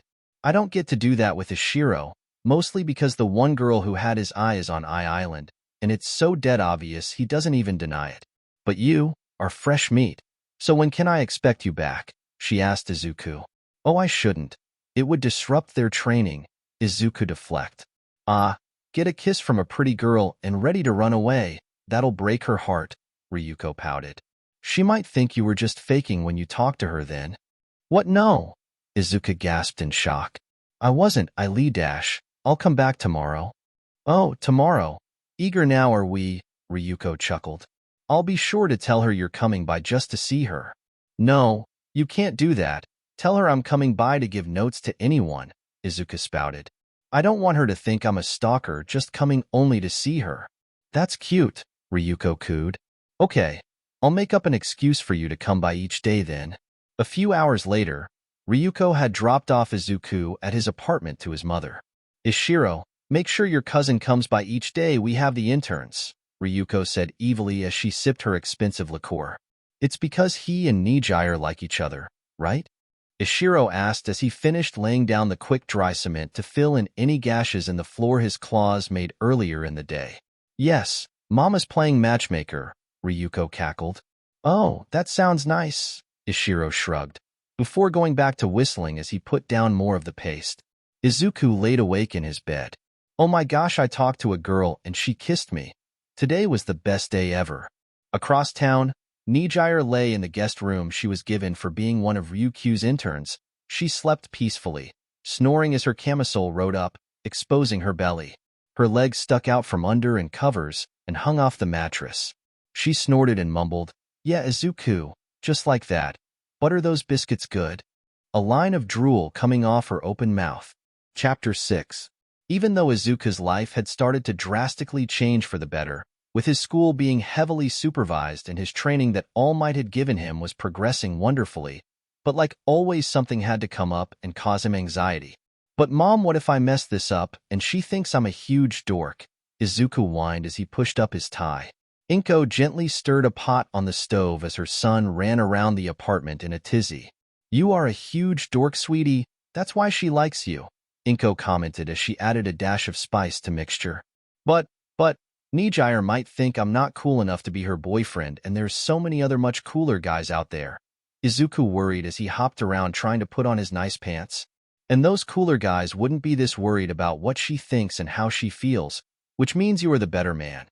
Inko chuckled as she continued to let her son work himself up. She's going to be here soon. I'm not ready. Is it too late to say I got sick and we should try again later, then move to another country?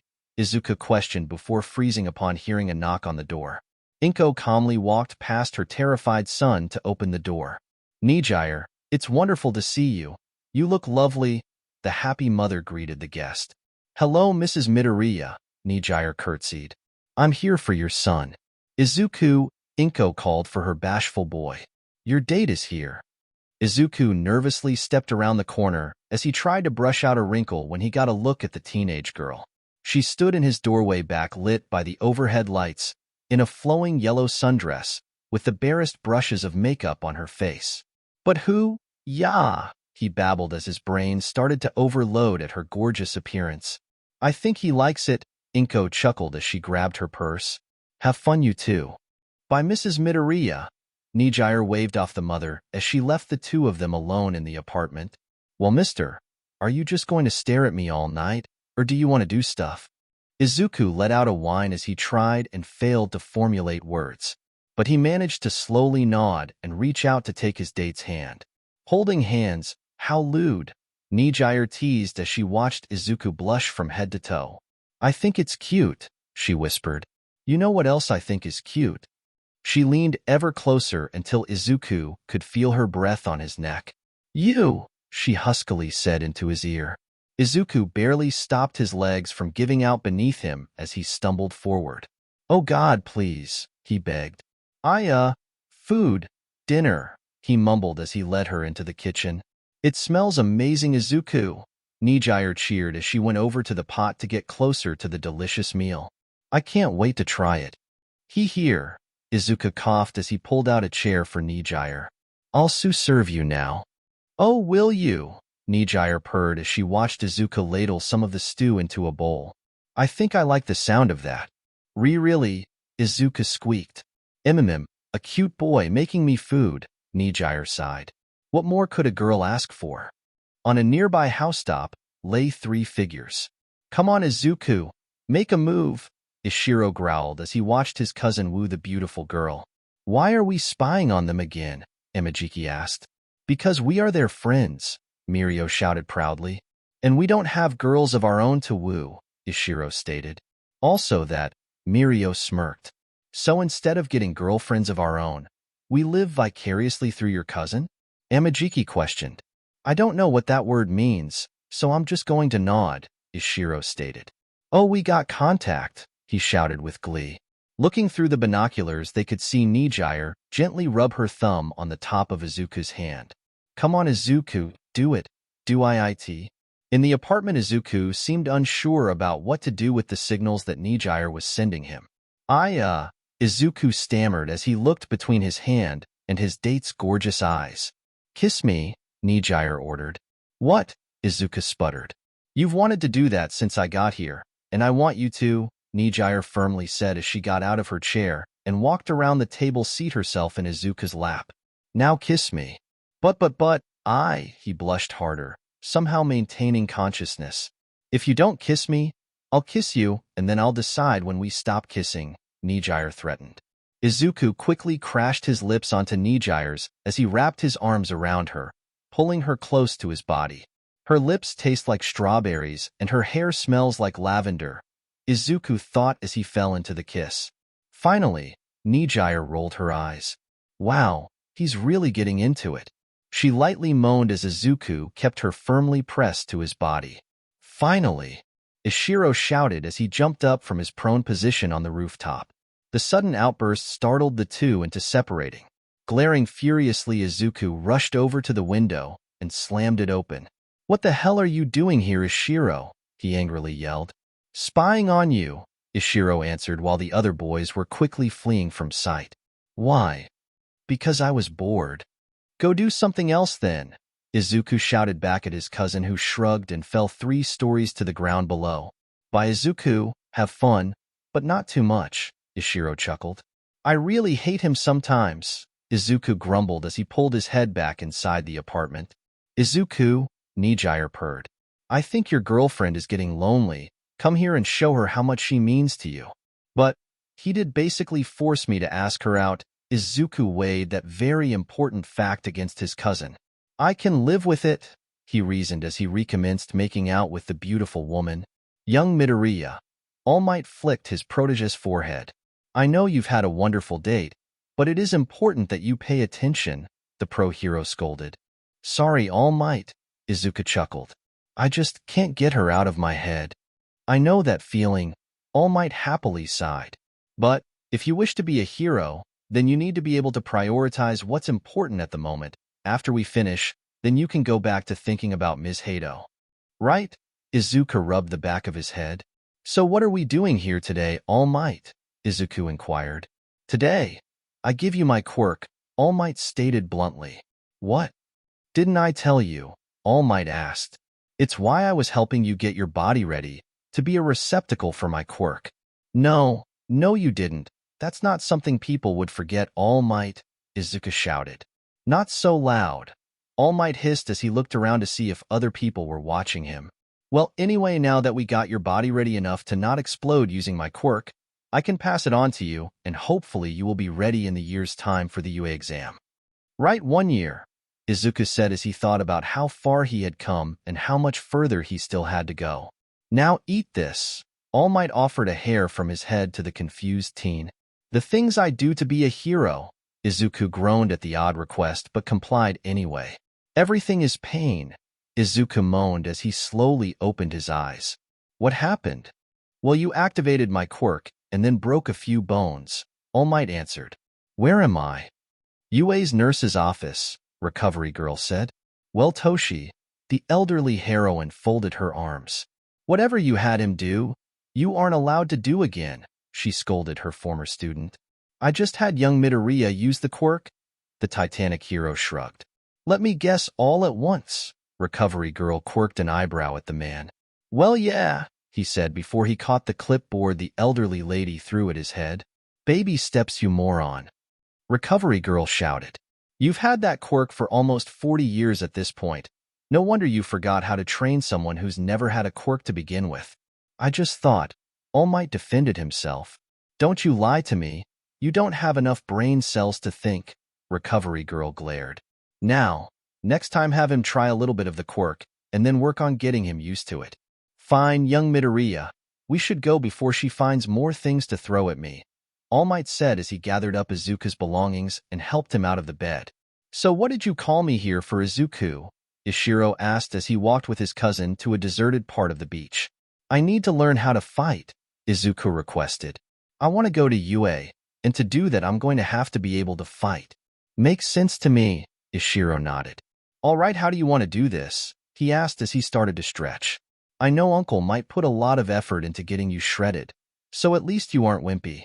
Well, I need to throw a punch, Izuku rubbed his arm. Fair enough, Ishiro reasoned as he approached Izuku. Wait, why are you coming over here? Izuku asked. You can't punch me if I don't get closer, Ishiro answered. Huh, for some reason I think I got something mixed up. He scratched his head in confusion. Anyway, he said, bringing his attention back to the fight. Are you going to punch me, or just stare into my eyes? Sorry. Izuku shook his head. I was too busy staring into your eyes, Izuku joked as he reared back his fist. Suddenly he found himself in the sand. Hey! He exclaimed as he saw that Ishiro had pushed him to the ground. What? You were open, Ishiro shrugged. I was winding up, Izuku shouted. Well, don't. You're small and don't weigh much, which means you can be pushed around easily, so don't waste time with big flashy moves, Ishiro told him. But All Might, Izuku questioned. Is way bigger than you, Ishiro interrupted. Do not fight like him, maybe fight like Maruko, she's about your size and build. But he's mentoring me, Izuku said as he picked himself up off the beach. My dad mentored me and I probably fight more like gorilla than I do him, Ishiro commented as he raised his fists. So I need to fight in a way that suits my body, Izuku asked. Pretty much, you're smart, you'll figure something out, Ishiro said as he rushed his cousin. Well, young Midoriya, I think it's a good time to try using one for all again, All Might said as he and Izuku stood on the same beach again, it being their regular training spot. Right? Izuku nodded as he squatted. He decided to take both Recovery Girls and his cousin's advice. Instead of trying to use the quirk all at once, he'd use a smaller amount of it. Then he'd try to fight like other heroes, ones he had extensive notes on. All Might was patiently waiting for Izuku to make the first move when the boy started to spark as he kicked off the ground and surprised him with a somersault kick, and the hero had to lean back to avoid the teen planting his foot in his chin. Where did you learn to do that? All Might stumbled back as Izuku grinned. I did some sparring with Ishiro, Izuku said as All Might bulked up. Izuku wasn't that much faster and stronger than before as he felt he wasn't using more than a scant percentage of the quirk at the moment, but it was enough that All Might would need to use his quirk to properly fight back. Yes, Ishiro would be a decent sparring partner. All Might chuckled as Izuku started a barrage of punches and kicks. Seems to be that you are copying a couple of other heroes. Yeah, Izuku grunted as he tried to pick up speed. Ishiro made a good point. I copy you too much, and that's just not going to cut it. So I need to fight smarter since that's what I'm good at. All Might blinked as he wondered how someone fought smart when all they could do was punch and kick, but he had to close his eyes when Izuku kicked sand up into his face. Hey, come on now, that's dirty, All Might complained. How many villains are going to fight fair? Izuku asked. Good point, but it's important that one doesn't do anything dishonorable. All Might responded as he sent some punches at Izuku to test his dodging, guarding, and reflexes. Ishiro said that fighting is already wrong, and I kind of agree, Izuku responded as he tried to elbow All Might in his wound. He said it's best to just take out the bad guys as fast as possible, so other people don't get hurt. Leave the morality of it to the other guy. And what do you think? All Might inquired.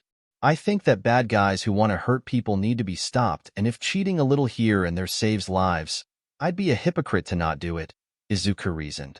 It's what our job is, saving people, right? That is a fine line to walk, one you do not wish to fall off of. All Might nodded as he knew quite a few heroes who chose that mindset. It's not pretty, I know, but when someone wants to kill, they have to be stopped, Izuku grunted as he felt All Might land his knee in his gut. I'm not going to kill or dismember anybody, but if the bad guy has an opening, shouldn't I take it over being noble and potentially endangering lives? That you should, young Midoriya. It's usually a long while before people realize that being a hero isn't as pretty as the news makes it seem. I have on occasion employed tactics that one would call underhanded, such as ambushes and trickery. All Might provided his thoughts on the matter. Just be careful that you know where you draw the line and that you do not cross it. It can be a very slippery slope from there. I will, All Might, Izuku promised. Excellent. Now, let's talk about that lightning you're doing. It's pretty cool, All Might said as they continued to battle. Welcome, little listeners, Present Mike shouted to the room. Can I get a hey? He asked as he leaned into the crowd. Ishiro and Izuku both started to cheer for the hero because they were confident in their abilities to pass, having been practicing and training for months in preparation. They both chose to ignore the looks the other test takers were giving them, though. Awesome, Present Mike flashed a thumb at the pair. Now let's go over the information for the exam. Present Mike continued as he pushed a button to start the presentation. Ah, Ishiro groaned as he saw that he wouldn't be able to go to the same city as his cousin. We do go to the same school, Izuku commented. Probably want to avoid anyone working together. That's so boring, though. I wanted to see how good your training paid off, Ishiro whined as he got on his bus. Oh well, he grinned. I'll see you when it's over. You can tell me how many robots you smashed. Yeah, Izuku waved as he left to go to his bus, which was a few more feet away. All right, listeners, Present Mick's voice carried over the expanse to all the cities. Begin, he announced as the doors swung open. Yes. Ishiro hollered as he barreled through the crowd into the city, ignoring that other people had hesitated. I mean it, go, go, go, Present Mike said as he saw that most of the crowds weren't moving. A loud bellowing roar filled the air, startling applicants in the other testing areas. And he's already smashed a passing amount of them, Ectoplasm commented as they watched the monitors to maintain eyes on the test takers. He had been watching Ishiro decimate any of the machines that crossed his path. I had no doubts that Ishiro was going to pass, All Might chuckled. Strong quirk, good combat skills, Aizawa mumbled as he watched the giant monster leave a path of carnage in his wake. So that makes him mine. Hemph, I still think we should have done it randomly, Kin grumbled as after their completely fair way of deciding how to divvy up the students, aka a competitive game of Chubby Bunny, he had been stuck with students with non-combative quirks. It's fine, you big baby. Aizawa's got it worse, Ishiro is. All Might stopped as he tried to find the right words. A good kid. What aren't you telling me? Aizawa looked nervously at the tall hero. Oh, watch this. All Might pointed to the screen. Indiscriminate discharge, Kaminari shouted as he had managed to get himself surrounded by robots, hoping to score enough points in one burst with his quirk. Unfortunately, because of lack of control and not checking his surroundings, the electric user didn't notice the growling beast near him and upon discharging found himself flung across the street when he was struck by its tail. He just took out another contestant, Aizawa pointed. Completely on accident, All Might said. Really, he is a good kid. He calls me his uncle and says we are so much alike. Proudly stating that information. Oh my god, he's an idiot. Aizawa buried his face in his arms. Nizu frowned at the insult. Shota, you cannot call a student an idiot without having met him, he warned. Yeah, All Might huffed. He's about as smart as I am. Oh my god, he's an idiot, Nizu said worriedly. Oh no, Ishiro paused as he shrunk back down in size. That's not good, he said as he hurried over to the student he just knocked out. I'm so sorry, it was a reflex. Ishiro started to apologize as he hefted the kid and carried him out of the testing area, effectively ending their attempts as the staff doesn't allow you to re-enter once you leave. Hey, Present Mike, where's the nurse's office? I think I hit this guy really hard, he said as he hefted Kaminari's body, who was gurgling from being knocked out. Head to the main building. We have signs posted. Present Mike directed the young man, who ran back to the campus on foot. So Izuku, how did you do? Ishiro asked as the two walked back the campus. Pretty good. I smashed about 20 robots, Izuku said as he mentally tallied his points. Cool. I think I only got about the same, but then I really messed up and knocked a kid out with my tail, Ishiro admitted. I hope I didn't screw things up too bad for him. A few weeks later, the UA test results were sent out.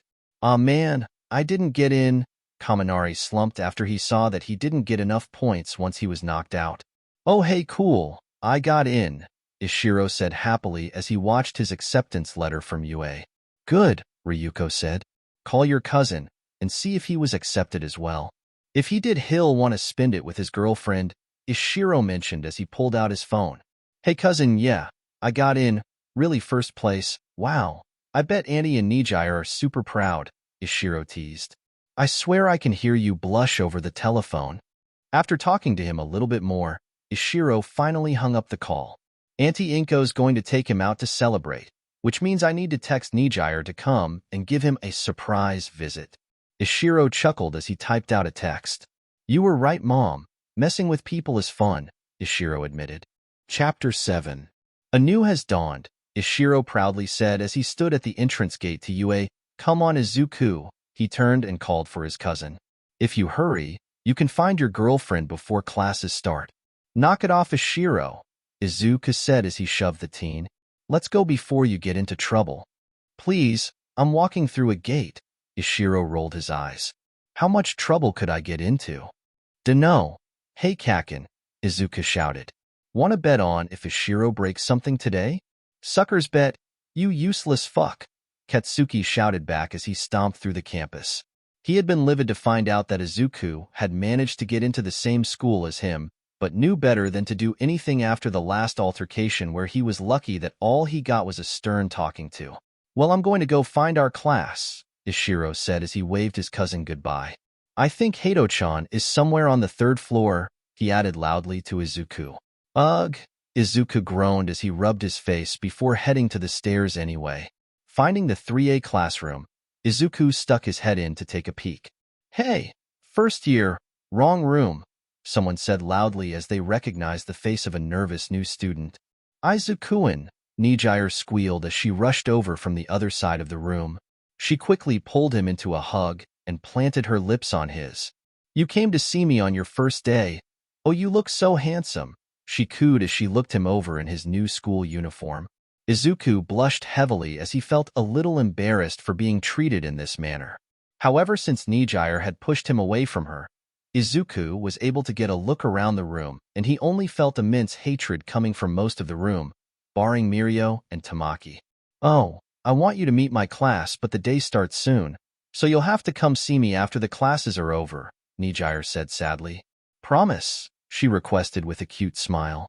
Despite how nervous the glares he was receiving from the 3rd-year class made him, Izuku nodded. Of course, he chuckled knowing that he couldn't say no to her. Thank you, Nijire happily cheered before planting one more kiss on his lips. For good luck. Have fun, sweetie. All right, Izuku blushed as he quickly ran down the hall to get to his own class. Who the hell was that? Someone asked forcefully. Duh, my boyfriend, Nijire said as if it wasn't obvious. 1A, Izuku said as he stepped into the classroom only to see Katsuki arguing with another student. Izuku over here, I saved you a seat, Ishiro called out. Check it out, it's Todoroki. He pointed to the stoic teen next to him. The 3 amigos, back together. The smart one, the quiet one, and the pretty one. I hope to whatever god you believe in. You don't think you are the smart one, Todoroki said bluntly.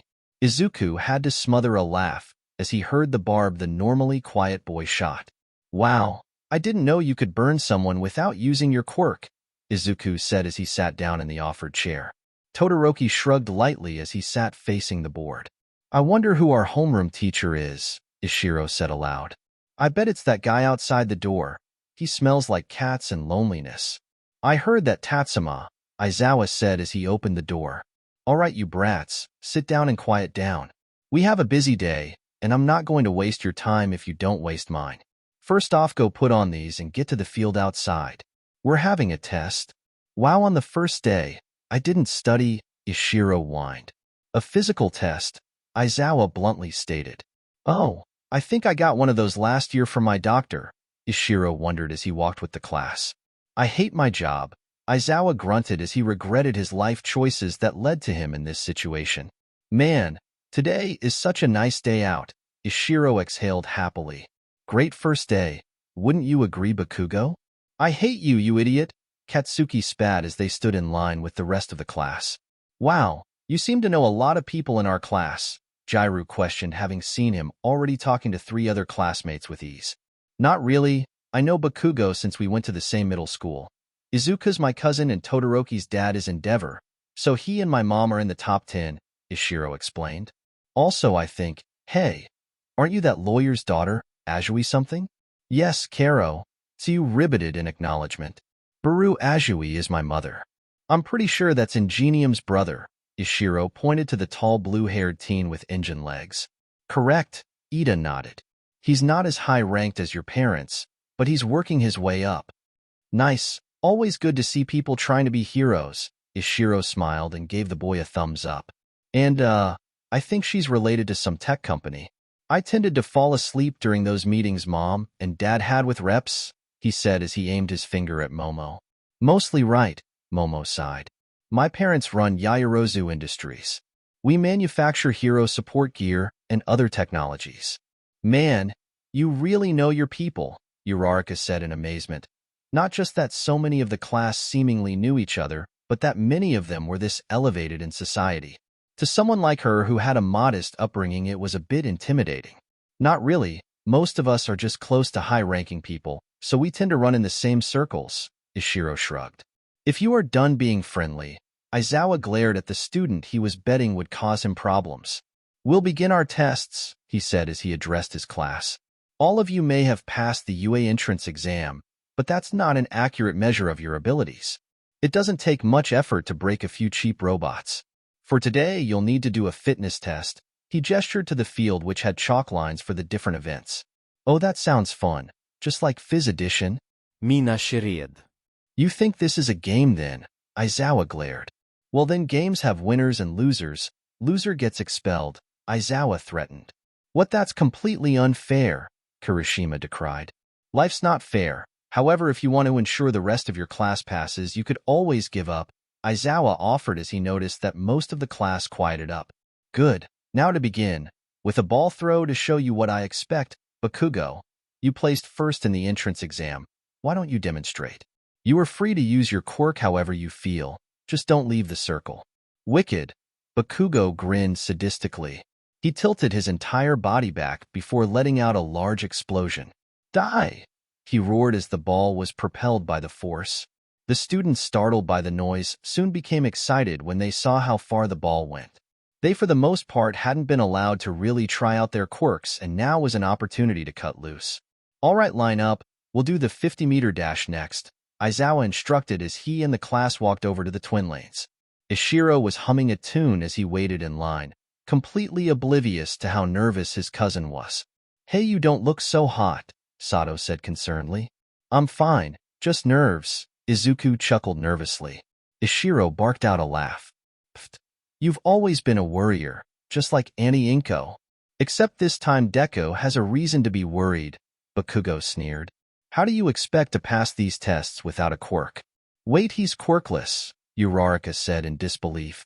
No, you see, Izuku stammered as he now realized he had no way to explain the sudden appearance of a quirk without spilling the secret to Kaken. Of course you have a quirk. You do that lightning thing, Ishiro squinted. Pretty sure that's a quirk. What? Bakugo shouted. Are you fucking with me, retard? No, Ishiro denied. He does this thing where he gets lightning and faster and stuff. Don't remember him doing that a few years ago, though. Oh well, I've never been good at remembering stuff. Ishiro shrugged as he got into his lane next to Mina. Oh right, hey guy who didn't tell us his name. Can I go after her? I'm a bit big, and I'd feel really bad if I stepped on her. Is that some kind of joke? Mina said in confusion. Fine Tatsuma Aizawa answered. Also, I am your teacher, not hey guy. Sir, you did kind of forget to tell us your name. Momo raised her hand as she understood what point Ishiro was trying to make. Oh, did I? Aizawa mused. I figured I wouldn't bother since I might end up expelling all of you today. I did that with last year's 1A class. Geez, Mineta hissed. That's harsh. If you don't want that to happen to you, be better. Aizawa shrugged as he turned to face the runners. And begin. Well, Ishiro cracked his neck as he leaned forward and planted his fists on the ground. So what you're saying is, go big or go home. he growled as he started to rapidly increase in size. Holy crap, Hagakure squeaked as she stepped back from the massive creature. Tatsuma. Aizawa glanced up from his clipboard. Can you follow instructions like that? Ishiro nodded as he slowly started to swish his tail around on the ground.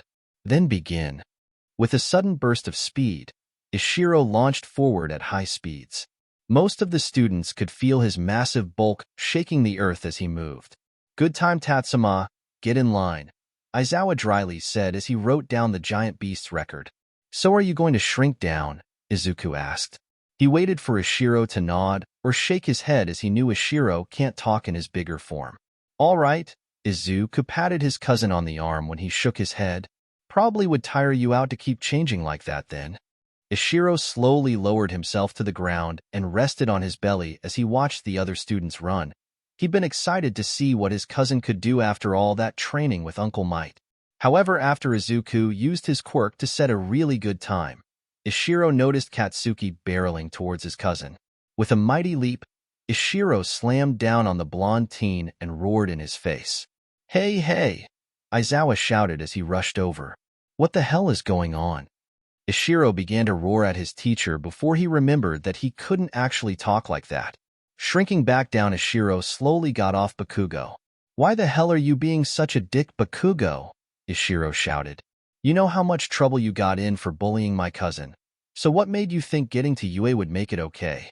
Get out of my face, lizard breath, Katsuki said as he tried to get past Ishiro to get to Izuku. Fucking Deku needs to answer some goddamn questions. No, I don't, Izuku shouted over the other two. You stopped being my friend after you decided to treat me like crap. I don't need to tell you anything, he said firmly, having finally gotten fed up with Bakugo's attitude. All of you, shut the hell up, Aizawa said.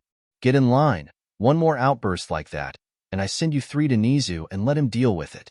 Now, move on to the next event. For the rest of the day, much of the class was tense as they realized there was something deeper going on with the relationships of Izuku, Katsuki, and Ishiro, but no one knew how to broach the subject with them. Izuku and Ishiro stood off to one side of the class while Katsuki remained on the other. Things seemed to start to quiet down near the end when they came to the last task of the ball throw, when suddenly Ishiro began to sniff the air. Oh, come on! Izuku groaned as he knew his cousin's behavior meant. Seriously, he said in disbelief as he started to look around. Ishiro's massive frame whirled around to face the corner of one of the gyms before he sprinted over. The rest of the class was very confused at this behavior as Izuku hid his face in embarrassment. Run, All Might, run! Izuku shouted as he saw the number 1 hero sprint out of cover to escape Ishiro, who chased after him. What the hell is happening? Aizawa said in confusion as one of his students left the class to chase down a spying teacher. He does this every time, Izuku quietly answered. He'll be back once he catches All Might. Why? Aizawa exclaimed. Because his Uncle Might is one of the few people Tatsuma can play rough with, Todoroki answered as he and the rest of the class watched All Might fend off the massive beast. Wait, Hagakure blinked. Isn't he, she said pointing to Izuku. His cousin. She drew her finger over to Ishiro, who was wrestling with the hero. So wouldn't that mean? That is my conclusion as well. Todoroki nodded as most of the class came to the same incorrect understanding about their classmate. Trotting over happily with All Might clutched in his claws, he set the hero down next to his teacher. Wagging his tail happily, he rejoined the rest of his class in line. Aizawa glared at his nervous colleague. So All Might, what brings you to my class? Oh, look over there, a distraction. All Might shouted as he pointed to the sky behind the class and ran away.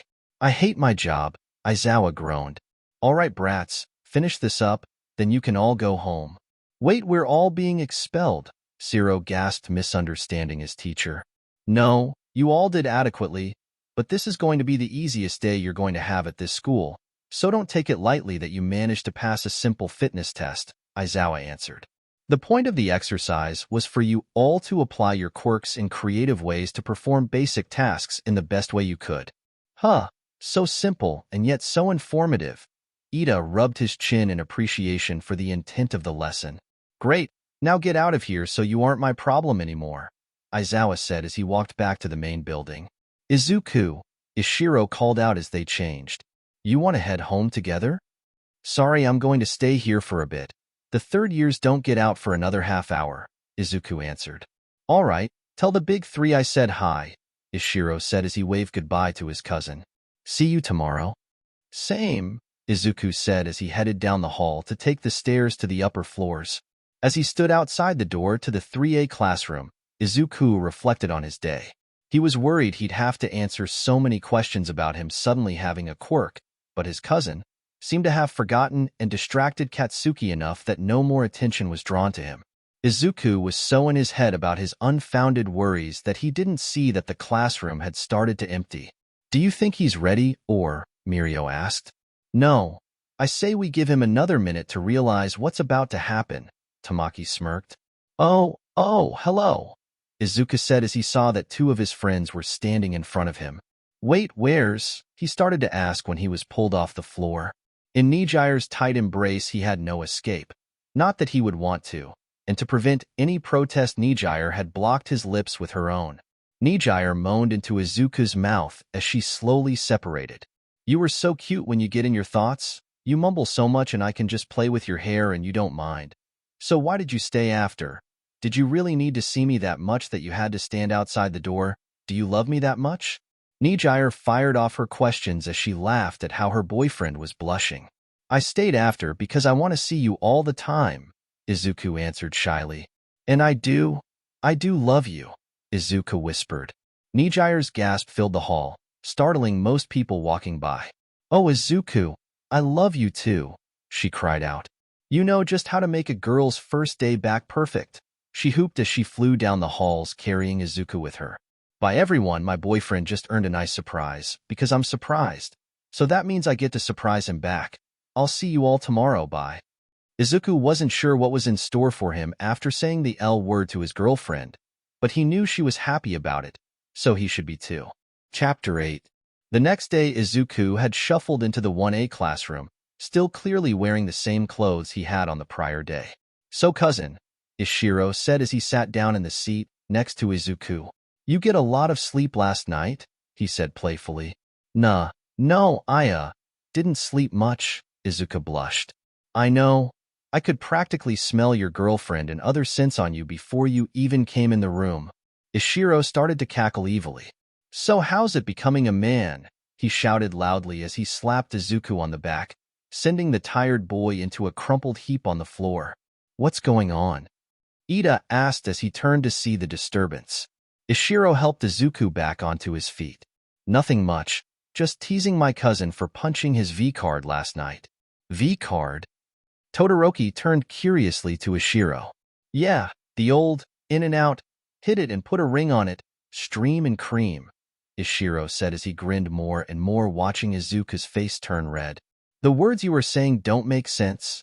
Todoroki shook his head, dismissing it as more of Ishiro's idiocy. Sex. Izuku shouted, startling the other occupants of the room as they had just come in. He means sex, and yes, me and my girlfriend had sex last night. Izuku turned to Ishiro. Is that what you wanted me to say? Shrugging, Ishiro just pointed to his classmates behind Izuku. Yeah, but you saying it loud enough so everyone else can hear is just that much more entertaining, he said as he couldn't hold in his laughter as Izuku's expression shifted into horror as he realized what he had just done. Oh man, today cannot get any better. Today just got better, Ishiro said suddenly as the students were coming back from lunch.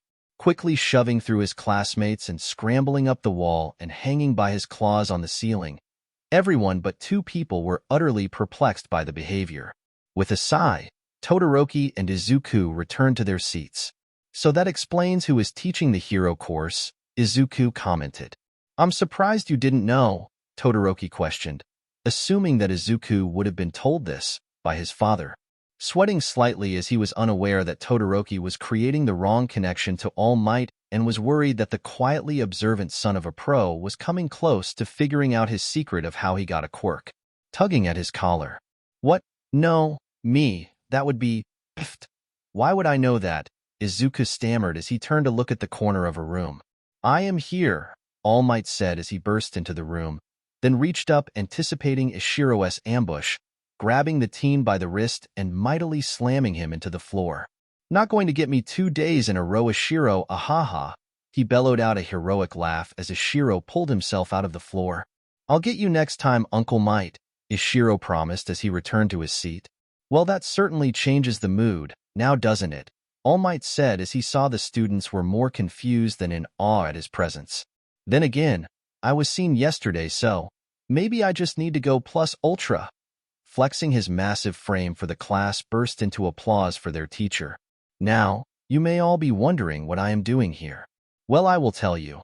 I have graciously taken up the position of teaching at my alma mater in the hopes of instilling in future generations the necessary skills and knowledge to be the greatest heroes in the world. So I just have one question to ask you all. Who is ready to put on some costumes?" All Might grinned as he pushed a button on a remote as the students' costumes came out of the wall in suitcases.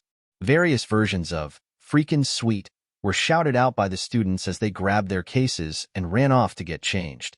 "This is gonna be so awesome," Ishiro said as he hurriedly striped and put on his stretchy pants, which was the extent of his hero outfit. "That's a very minimalist costume," Kirishima commented as he pulled on his bandolier.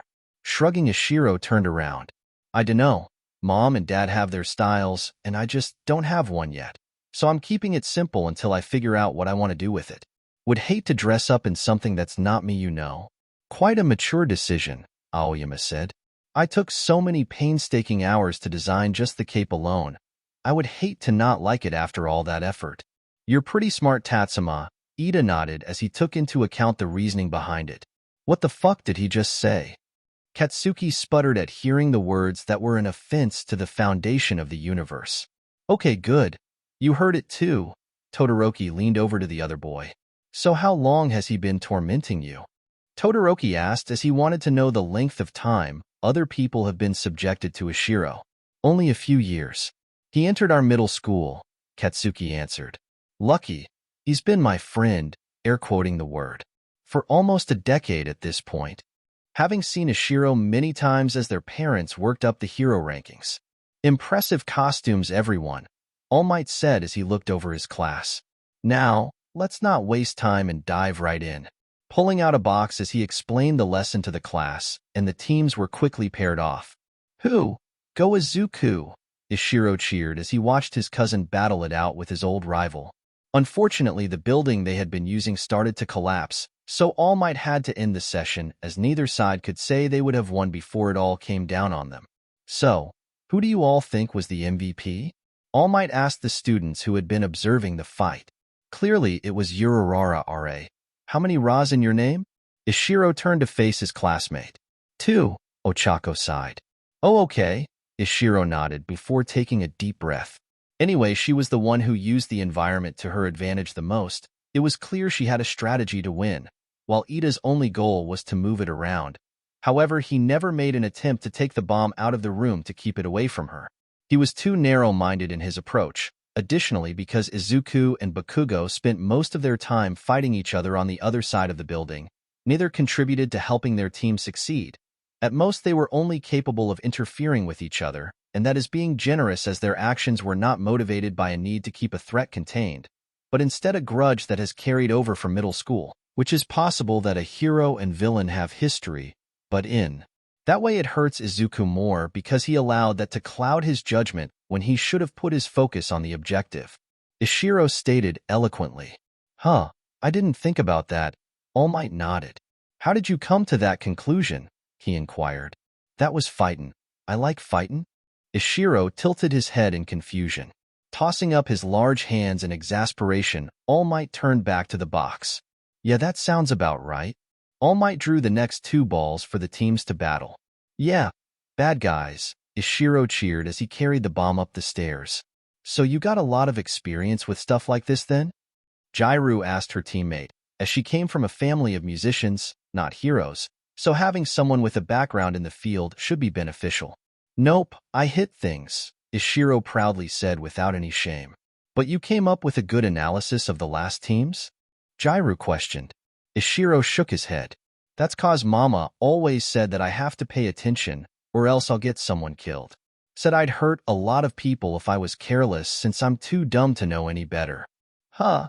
Jairu stopped as she realized this boy did grow up in a completely different world. His quirk was insanely strong, but she could see now how using it in the wrong way, the wrong place, the wrong time could be a disaster. She was getting the feeling that Ishiro may not be as dumb as he initially appeared to be. Yeah, time to get big, Ishiro cheered as he set the bomb down in the center of the room and grew in size to surround the objective with his huge body, looking more like a dragon guarding its hoard than a villain protecting a device. Shaking her head at the antics, Jairu turned around and looked out the doorway. Whatever, Smog, just don't get too comfortable. However, because she was looking the other direction, she missed the strange look that crossed over Ishiro's monstrous face at that comment. Damn, that looks tough. Mineta whistled as he watched the monitor with the rest of the class. He was very glad he didn't have to go up against something like that in his fight. If there is one positive trait about Ishiro that is noteworthy, he is not weak. Todoroki nodded. Getting to the bomb without significant effort will be difficult. So what would be their best strategy then? Ida asked the room as they watched Toru and Momo gear up. Outwit him, Izuku shrugged. I don't think anyone in the class right now has the raw power to take him out in a direct confrontation. Izuku commented his thoughts on the situation. And he's still only in his first stage too. He thought on the notion that his cousin could get much stronger if he put in the effort. He's dumb as bricks, so just stop him that way and you'll win, Bakugo interrupted with his more blunt take on the subject. So what should we do? We aren't exactly the strongest in the class. Toru asked as she understood the odds were stacked against them.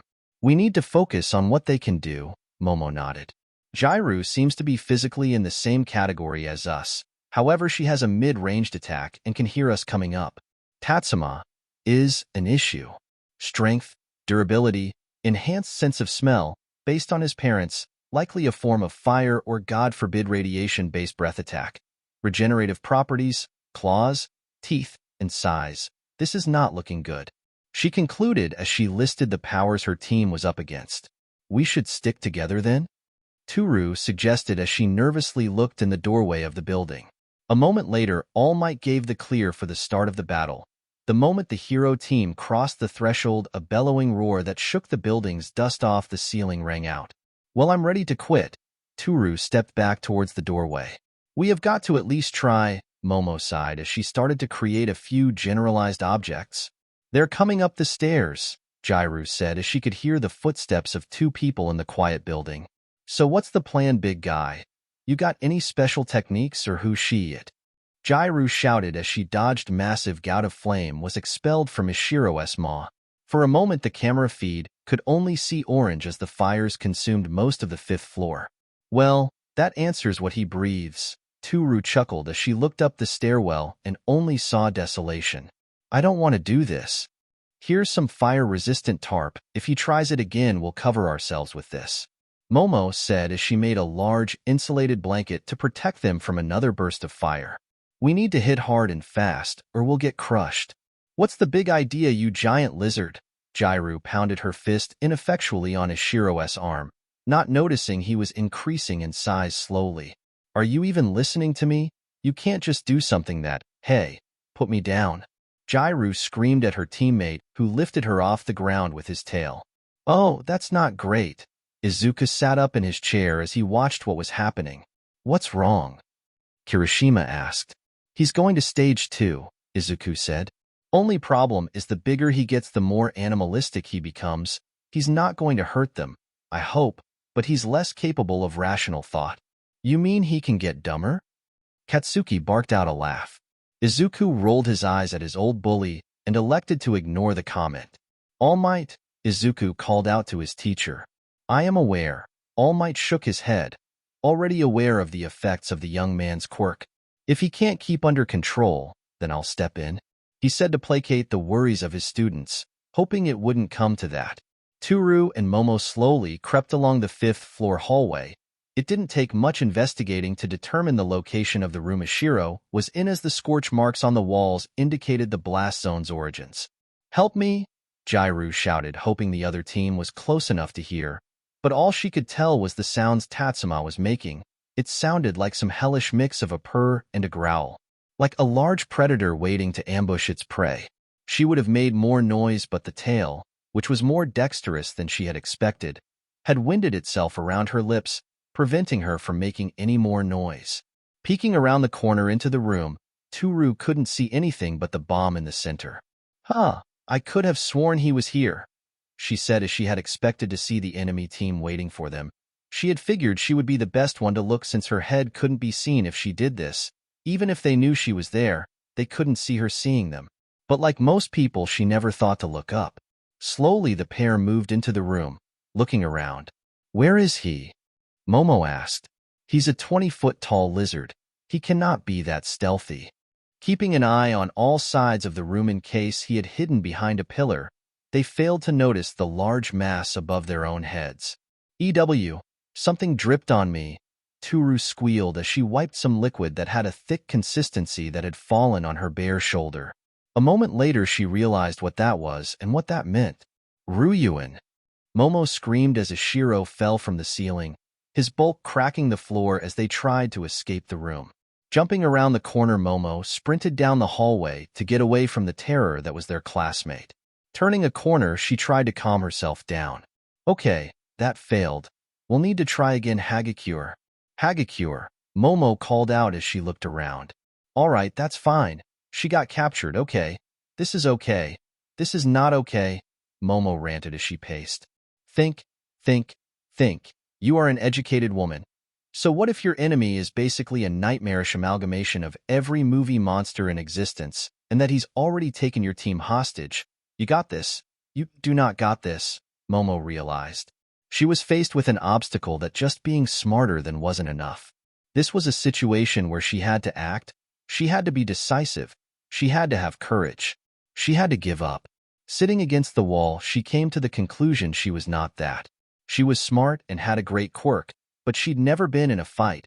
She's never been in the action. Everything about her upbringing had been controlled and every variable accounted for. And none of that included giant monster boys. This is a mistake. I shouldn't have gone to the hero course. I should be in the business or the support department, not here. I can't help anyone here. This is a joke. Momo tossed her gear to the side in a sign of defeat. Someone else should be out here, not some rich, spoiled brat who ran the moment her first plan fell apart.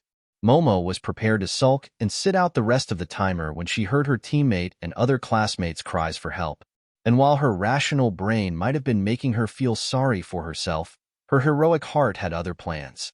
Rushing back down the hallway, she used what little lipids she had left in store to make a simple sword and shield. "Have at thee!" she shouted as she leaped into the room to attack the beast. She was able to fend off Ishiro by swinging her sword into his arm, layering small cuts and gashes on his limbs. "I am not a scared little girl. I don't need to rely on anyone.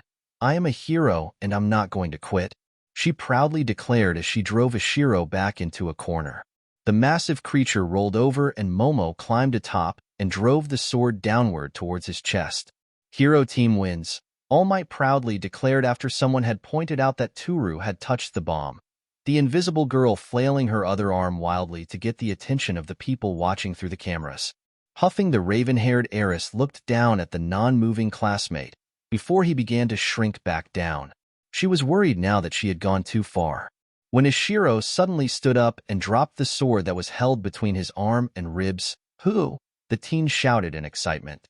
"That was so fun," he happily declared as he ran around the room, cheering his head off. "What?" the three women shouted in unison at Ishiro. "What do you mean, what?" Ishiro scratched his head. "It's only a game? Are you kidding me?" Jairu threw her hands up in frustration.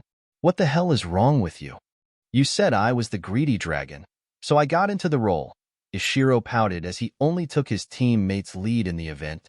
"So why did you try to scare us so much?" Toru jabbed a gloved finger into Ishiro's chest. "Because it's more fun that way," he smiled back. "Are you some kind of idiot?" Jairu accused angrily. "Yes," he responded flatly back at the girl. Two of the girls were frustrated enough they stormed out of the building together. As this was not the first time people had done this to him, after answering that question, he turned to Momo, who stayed behind. "Hey, you did a great job," congratulating the girl on her victory. "No, I didn't," Momo sighed. You were just playing pretend. You weren't taking me seriously. That's not true. To be convincing, I had to be serious, so you really did win, Ishiro smiled. You beat me, or at least the me that was playing that part. He noticed he still had the sword in his hand and began to inspect it some more. Thanks, Momo replied, deciding to take the compliment rather than argue with him. They started heading down the stairs to get out of the building rather than was time standing in a nearly empty room. I just want to know where you got this sword from, Ishiro said as he looked at the weapon. It was pretty sharp, turning it over in his hands to see the shiny metal with his blood all over it. Oh, I made it using my lipids, Momo answered as they headed back towards the tent. My quirk functions roughly like a three-dimensional printer, capable of breaking down the cellular bonds in the adipocytes that are stored in my body. Then they are reconfigured using the quirk as a form of internal fusion device that restructures the atoms from one element, typically carbon and oxygen, as that makes up the carboxylic acid that makes up lipocytic tissue, pushing through the tent coverings. From there, the excess energy is burned off and the electricity discharged from my body to prevent complications, and the end product is what I have wanted to make. It does require that I have a high understanding of chemistry and biology since I have to imagine the process at each step, or the molecular makeup would end up completely ineffectual. Do you follow along? Momo inquired as she noticed that Tatsuma's eyes had glazed over. Nope, I didn't understand any of that, Ishiro answered honestly. Sighing, Momo realized this was just another failed attempt at making a friend. That's hot, Ishiro added on. What? Momo questioned in shock at the sudden declaration. You must be really smart, Ishiro commented. I think that's sexy. Momo's cheeks turned a deep crimson at the crass comment. How dare you? She screeched before fleeing the dim-witted person. What did I say? Ishiro scratched his head and looked to his cousin for clarification. He was usually on the ball in these situations. Ishiro, you can't just tell a girl she's sexy. It doesn't work like that, Izuku informed. But it was sexy. Smart girls are the hottest girls. Ishiro folded his arms as he proudly declared his preference to the class. Intelligence is the most attractive thing in the world, and I will not dissuade it from stating that. Just shut up, Izuku sighed as he was not going to have this conversation in public again. Fine, Mr. I like girls with blue hair, Ishiro pouted as he took his seat. It is not Nijire's hair I am attracted to. She is a sweet and caring girl and we love each other. And you got me to spill more of my relationship to the class again, didn't you? Izuku realized as he shouted at his cousin. You devious bastard. I may be dumb, but that just means no one ever thinks of the possibility that I tricked them. Ishiro laughed as his had gotten his cousin twice in one day.